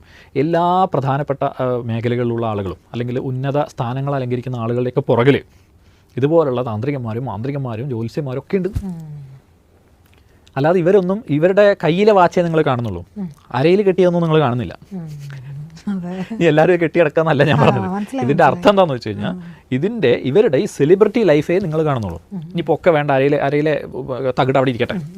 ഇവർ പൂജാമുറിയിൽ ഇരുന്ന് ജപിക്കുന്നത് നിങ്ങൾ കാണുന്നില്ല, ഇവർ ഉപാസിക്കുന്നത് നിങ്ങൾ കാണുന്നില്ല, ഇവർ ചെയ്യുന്ന മറ്റ് ക്രിയകളും വഴിപാടുകളും നിങ്ങൾ ചെയ്യുന്നില്ല, അല്ലെങ്കിൽ അവരുടെ ജീവിത ശൈലി കാണുന്നില്ല. പിന്നെന്താണെന്നറിയോ, ഇത്രയും ഒരു ഉന്നത സ്ഥാനങ്ങൾ അലങ്കരിക്കുന്ന ഒട്ടുമിക്ക പേർക്കും വളരെ ഡിസിപ്ലിൻ ആയിട്ടുള്ളൊരു ജീവിതമുണ്ട്. ഡിസിപ്ലിൻ ഉണ്ടെങ്കിൽ കുറേയൊക്കെ ഇതൊക്കെ മാറി. കാരണം വെച്ചാൽ നമുക്ക് ആ സമയത്ത് കൃത്യമായിട്ടുള്ള ബോധവും അതിന് വേണ്ടുന്ന സാഹചര്യങ്ങളൊക്കെ ഉരുത്തിരിഞ്ഞ് വരും. പ്രകൃതിക്ക് വേണ്ട നമ്മൾ ഗ്രഹങ്ങൾ നിഷ്കർഷിക്കുന്ന പോലെ ജീവിക്കുന്നതാണ് ജ്യോത്സ്യത്തിൻ്റെ പ്രധാനപ്പെട്ട പരിഹാരം. ഓരോ ഗ്രഹവും നിഷ്കർഷിക്കുന്ന പോലെ ജീവിക്കണം. അവരങ്ങനെ ജീവിക്കുന്നവരാണ്. അപ്പോൾ അവർക്ക് എങ്ങനെയാണ് അറിയണേ? അവർ ഉപദേശം തേടും, എന്നിട്ട് അതുപോലെ ജീവിക്കും. ഒരു കഷ്ടമുണ്ട് മുന്നിലെന്ന് വെച്ചാൽ അതിന് വേണ്ട പരിഹാരം ചെയ്യും. സാധാരണക്കാരെ ചെയ്യുന്നില്ല. അവർ ഒരു ജ്യോത്സ്യൻ്റെ അടുത്ത് പോയി കഴിഞ്ഞാൽ സാധാരണ ജ്യോത്സ്യൻ ആളെ നോക്കണമല്ലോ, എന്താണ് കാര്യം എന്നുള്ളത്. ഇതങ്ങനെയല്ല, തിരിച്ചിങ്ങനെ നോക്കണം ജ്യോത്സ്യനെ. കള്ളനാണോ? ഫീസ് എത്ര പറയും? ഇനിയിപ്പോൾ കാര്യങ്ങൾ പറഞ്ഞു, അല്ലല്ലോ, അതങ്ങനെയല്ലല്ലോ എന്നുള്ള രീതിയിൽ സമയം ഇവരങ്ങനെയല്ല. ഞാൻ കണ്ടിട്ടുണ്ട് സമൂഹത്തിൽ ഉയർന്ന നിലയിൽ നിൽക്കുന്ന അതിസമ്പന്നരായ അതിവിദ്യാസമ്പന്നരായ ആളുകൾ വളരെ ഹമ്പിളായിട്ടുള്ള ഒരു അപ്രോച്ചാണ് ഇങ്ങനെയുള്ള ആളുകളോട്, പുരോഹിതന്മാരോടും ആചാര്യന്മാരോടും ഉള്ളത്. അവർക്ക് പറഞ്ഞു കൊടുക്കാൻ തോന്നും. അവിടെ അവരൊരു 3 വയസ്സുള്ള കുട്ടിയുടെ ഒരു ഇതിലാണ് അവരിയ്ക്കുന്നത്, മനോഭാവത്തോട് കൂടിയിട്ട് അവരിയ്ക്കുന്നത്. അറിയാനുള്ള ത്വരയുണ്ടല്ലോ. ചെറിയ കുട്ടികൾക്ക് എല്ലാ കാര്യങ്ങളും അതെന്താ ഇതെന്താണെന്ന് അറിയാനുള്ള ത്വര, അത് കേട്ടിരിക്കുകയാണ്. ഒരു കഥ ഒക്കെ കേൾക്കുമ്പോൾ, പണ്ടൊക്കെ മുത്തശ്ശി കഥകൾ കേൾക്കുമ്പോൾ കുട്ടികൾ ശ്രദ്ധാപൂർവ്വം, ഇന്ന് മുത്തശ്ശി കഥയൊന്നുമില്ല, മുത്തശ്ശിയല്ല എന്നിലെ കഥ. അപ്പോൾ ആ ശ്രദ്ധാപൂർവ്വം ഇരിക്കുന്ന ആ ഒരു പിന്നെ മനോഭാവത്തോട് കൂടിയിട്ടാണ് വളരെ ഉന്നത മഹാനടന്മാരായിട്ടുള്ള ആളുകൾ പോലും അല്ലെങ്കിൽ സ്ഥാനത്തിരിക്കുന്നവരും അവർ പോലും കേൾക്കുന്നത് കാര്യങ്ങൾ. സാധാരണക്കാരനാവാൻ കുറേ റീസൺസ് ഉണ്ട്. ധനികനാവാനും റീസൺസ് ഉണ്ട്. അപ്പോൾ അവരതിന് വേണ്ടുന്ന കാര്യങ്ങൾ ചെയ്തതുകൊണ്ട്, ഒരു ഉൾക്കാഴ്ചയോട് കൂടിയിട്ട് കാര്യങ്ങൾ അല്ലെങ്കിൽ ദീർഘവീക്ഷണത്തോടു കൂടി കാര്യങ്ങൾ ചെയ്തുകൊണ്ടാണ് ഇന്ന് അവർ ആ പൊസിഷനിൽ ഇരിക്കുന്നത്. പിന്നെ ഗ്രഹങ്ങളുടെ സപ്പോർട്ടുണ്ട്, ഭാഗ്യമുണ്ട്, നമ്മൾ മുമ്പ് പറഞ്ഞ സംഭവങ്ങളൊക്കെ ഉണ്ടാക്കി സമ്മതിക്കുന്നു. അപ്പോൾ അതുകൊണ്ടാണ് അവരിതൊന്നും ബാധിക്കാത്ത കേടല്ല, ആ ബാധിക്കുന്നതിനെ അവർ മാനേജ് ചെയ്യുന്നുണ്ട്. മനസ്സിലായില്ലേ? അതിനെ അവർ വൃത്തിയാക്കുന്നുണ്ട്, ക്ലെൻസ് ചെയ്യുന്നുണ്ട്. ആവുന്ന അഴുക്കിനെ സ്വരൂപിക്കാതെ ഉണ്ടാകുന്നതിനെ അവർ ഡെയിലി വാഷ് ചെയ്ത് കളയുന്നുണ്ട്. അപ്പോൾ പിറ്റേ ദിവസം അവർക്ക് ഫ്രഷ് ആയിട്ട് വീണ്ടും ഇരിക്കാൻ പറ്റുന്നു. അല്ലാതെ ഉയർന്ന ആളുകൾക്ക് മാത്രമാണ് ആഭിചാരം അല്ലെങ്കിൽ ഏൽക്കാത്തത്, താഴെയുള്ളവർക്ക് ഏൽക്കുമെന്ന് താഴെയുള്ളവർ അതിന് തയ്യാറാവുന്നില്ല. ഞാൻ പറയാലോ, ഹോട്ടലിൽ പോയിട്ട് 10,000, 2,000, 3,000, 5,000 ചിലവാക്കാൻ ആൾക്ക് മടിയില്ല. അല്ലെങ്കിൽ ഒരു ലക്ഷറി സാധനങ്ങൾ വാങ്ങാൻ ആൾക്ക് മടിയില്ല. ക്ഷേത്രത്തിലൊരു വഴിപാടിന് കൊടുക്കാൻ, അല്ലെങ്കിൽ ഒരു എന്താ പറയുക, ഒരു തന്ത്രിക്ക് അല്ലെങ്കിൽ ഒരു മേൽശാന്തിക്ക് ഒരു ദക്ഷിണ കൊടുക്കാനോ, ഒരു ആചാര്യനൊരു ദക്ഷിണ കൊടുക്കാനോ ആൾക്ക് മടിയാണ്. ആശുപത്രി വന്ധ്യതാ ക്ലിനിക്ക് കൊണ്ടുപോയിട്ട് ലക്ഷങ്ങൾ കൊടുക്കാൻ ആളുകൾക്ക് മടിയില്ല. ഒരു 1000 രൂപ ദക്ഷിണ കൊടുക്കാൻ ആളുകൾക്ക് മടിയാണ്. ആദ്യം അങ്ങനെ നോക്കും, കട്ടി വെച്ച എന്താ ആളുകളെ കഴിയുമെന്നറിയോ? ഈ സ്പർശനം കൊണ്ടറിയാം നോട്ട് ഏത് 1000 ഇല്ല 500 ആണോ 100 ആണോ അത് വെച്ചിട്ട് ഇങ്ങനെ നോക്കി അവസാനം ഒരു നോട്ട് എടുക്കും. അതോടുകൂടി തീർന്നു അയാളുടെ കാര്യം. കാരണം എന്താ പറയുക, ഏത് ക്രിയ ചെയ്യണം, ഒരു നമ്മളെ വീട്ടിലൊരു കൂലിപ്പണിക്ക് വന്ന ആളാണെങ്കിൽ പോലും അയാളുടെ അധ്വാനത്തിന് ഉതകുന്ന കൂലി കൊടുക്കണം. എന്നാലേ അതിനൊരു ഗുരു, അതിലുണ്ട് ഒരു ഇത് അല്ലേ? അപ്പോൾ ഇതൊരു അറിവാണ്, നമ്മളുടെ ജീവിതത്തെ മാറ്റിമറിക്കാനുള്ള നമുക്കില്ലാത്തൊരു അറിവാണ് അയാൾ പറഞ്ഞിരുന്നത്. അയാളെ മാനിക്കണം. അപ്പോൾ കുറേ ചിലവുകൾ അവിടെ മുന്നോട്ട് നമുക്ക് മാറിക്കിട്ടും. ഇപ്പോൾ തൽക്കാലം കൊടുക്കുന്ന ഒരു ദക്ഷിണ അല്ല കണക്കാക്കേണ്ടത്. മുന്നോട്ട് വരാനിരിക്കുന്ന ഒരുപാട് ചിലവുകൾ, ആശുപത്രി കേസുകൾ, മറ്റ് പ്രശ്നങ്ങൾ, അപകടങ്ങൾ മാറിക്കിട്ടുമല്ലോ. അപ്പോൾ അതിൽ ചെയ്താൽ, അപ്പോൾ ഈ ഒരു ചിന്ത ഈ ധനികരായ ആളുകൾക്ക് അല്ലെങ്കിൽ സമൂഹത്തിൽ ഉന്നത സ്ഥാനങ്ങൾ അലങ്കരിക്കുന്നവർക്കില്ല. അവർ കൊടുക്കും, അവരനുഗ്രഹം വാങ്ങും. പ്രായഭേദം ഇല്ലാതെ ഇപ്പോൾ ഒരു 10-60 വയസ്സായ ഒരു സെലിബ്രിറ്റി ആണെങ്കിലും പിന്നെ 35 വയസ്സുകാരനായ ആചാര്യൻ്റെ മുമ്പിൽ അയാൾ തൊഴുതു വണങ്ങി നിൽക്കും. അത് തൊഴുതു വണങ്ങി നിൽക്കണമെന്നല്ല, അയാൾ ബഹുമാനിക്കുന്ന അറിവിനെയാണ്, ഈ ശാസ്ത്രത്തെയാണ് ബഹുമാനിക്കുന്നത്. ഇതില്ലെങ്കിൽ ഇത് ആരെന്താ, ഒന്നുമില്ലല്ലോ. ഈ വ്യക്തിക്ക് ഇത് എന്ത് പ്രാധാന്യം? ഇപ്പം നമുക്കൊക്കെ എന്ത് പ്രാധാന്യം? നമ്മൾ പറയുന്ന വിഷയത്തിലല്ലേ ഇതിൻ്റെ കാര്യം കിടക്കുന്നത്. ഈ വിഷയം വെറുതെ വന്നാണോ? ഇത് എത്രയോ ദിനരാത്രങ്ങൾ എടുത്തുകൊണ്ട് പഠിച്ചും അറിഞ്ഞും അനുഭവം കൊണ്ടും പഠിച്ചെടുക്കുന്ന വിദ്യയല്ലേ? അതിന് വിലയില്ലാന്നാണോ നിങ്ങളൊക്കെ പറയണം? അല്ലേ, ശരിയല്ലേ? അതിന് വിലയില്ലേ? നമ്മളിപ്പോൾ ഒരു ഡോക്ടറെ ബഹുമാനിക്കുന്ന കുറച്ച് ബുദ്ധി അല്ലേ? എത്ര തന്നെ സങ്കീർണമാണോ വിദ്യ, അത്രത്തോളം നമ്മൾ അയാളെ ബഹുമാനിക്കും അല്ലേ? നമ്മൾ ഡോക്ടേഴ്സിനെ കുറച്ചുകൂടി നമ്മൾ ഡോക്ടർ അത് അത്ര സങ്കീർണമായ വിദ്യയാണ്, അത് പഠിച്ചെടുക്കാൻ വളരെ ബുദ്ധിമുട്ട്. അപ്പോൾ അയാളെ നമ്മൾ വളരെ ബഹുമാനിക്കും. അതുപോലെ തന്നെയാണ് ഇതൊന്നും വെറുതെ പഠിക്കാൻ പറ്റുന്ന ഒരുപാട് വർഷങ്ങളുടെ പ്രയത്നം വേണമെന്നേ ഇതൊന്നും മനസ്സിൽ ജ്ഞാനമായിട്ട് വരാൻ. അപ്പോൾ അത് സാധാരണക്കാരെ ചെയ്യാത്തതുകൊണ്ടും അത് സാധാരണക്കാരായി തുടരുന്നു, അവരായി ചെയ്യുന്നുണ്ട്, അവരായി തുടരുന്നു. ഇതാണ് ഉത്തരം. ചോദ്യങ്ങൾ കഴിഞ്ഞോ? കഴിഞ്ഞു, ആയിക്കോട്ടെ. അപ്പോൾ ഇന്ന് നമുക്ക് കമൻസിന് ഒരുപാട് ഉത്തരങ്ങളൊക്കെ അറിയാൻ കഴിഞ്ഞു. അതുപോലെ തന്നെ അടുത്ത മാസവും കമൻസുകളൊക്കെ നോക്കി നമുക്ക് ഉത്തരങ്ങൾ അദ്ദേഹത്തിനോട് ചോദിച്ച് മനസ്സിലാക്കാം. അപ്പോൾ എല്ലാവരും കമൻസ് ഇടാൻ മറക്കരുത്, എന്നാലാണ് ഞങ്ങൾക്ക് ഇതിനൊക്കെ ഉത്തരങ്ങൾ പറയാനും പറ്റുള്ളൂ. അപ്പോൾ അടുത്ത വീഡിയോയുമായി അടുത്ത എപ്പിസോഡിൽ കാണാം. നന്ദി, നമസ്കാരം.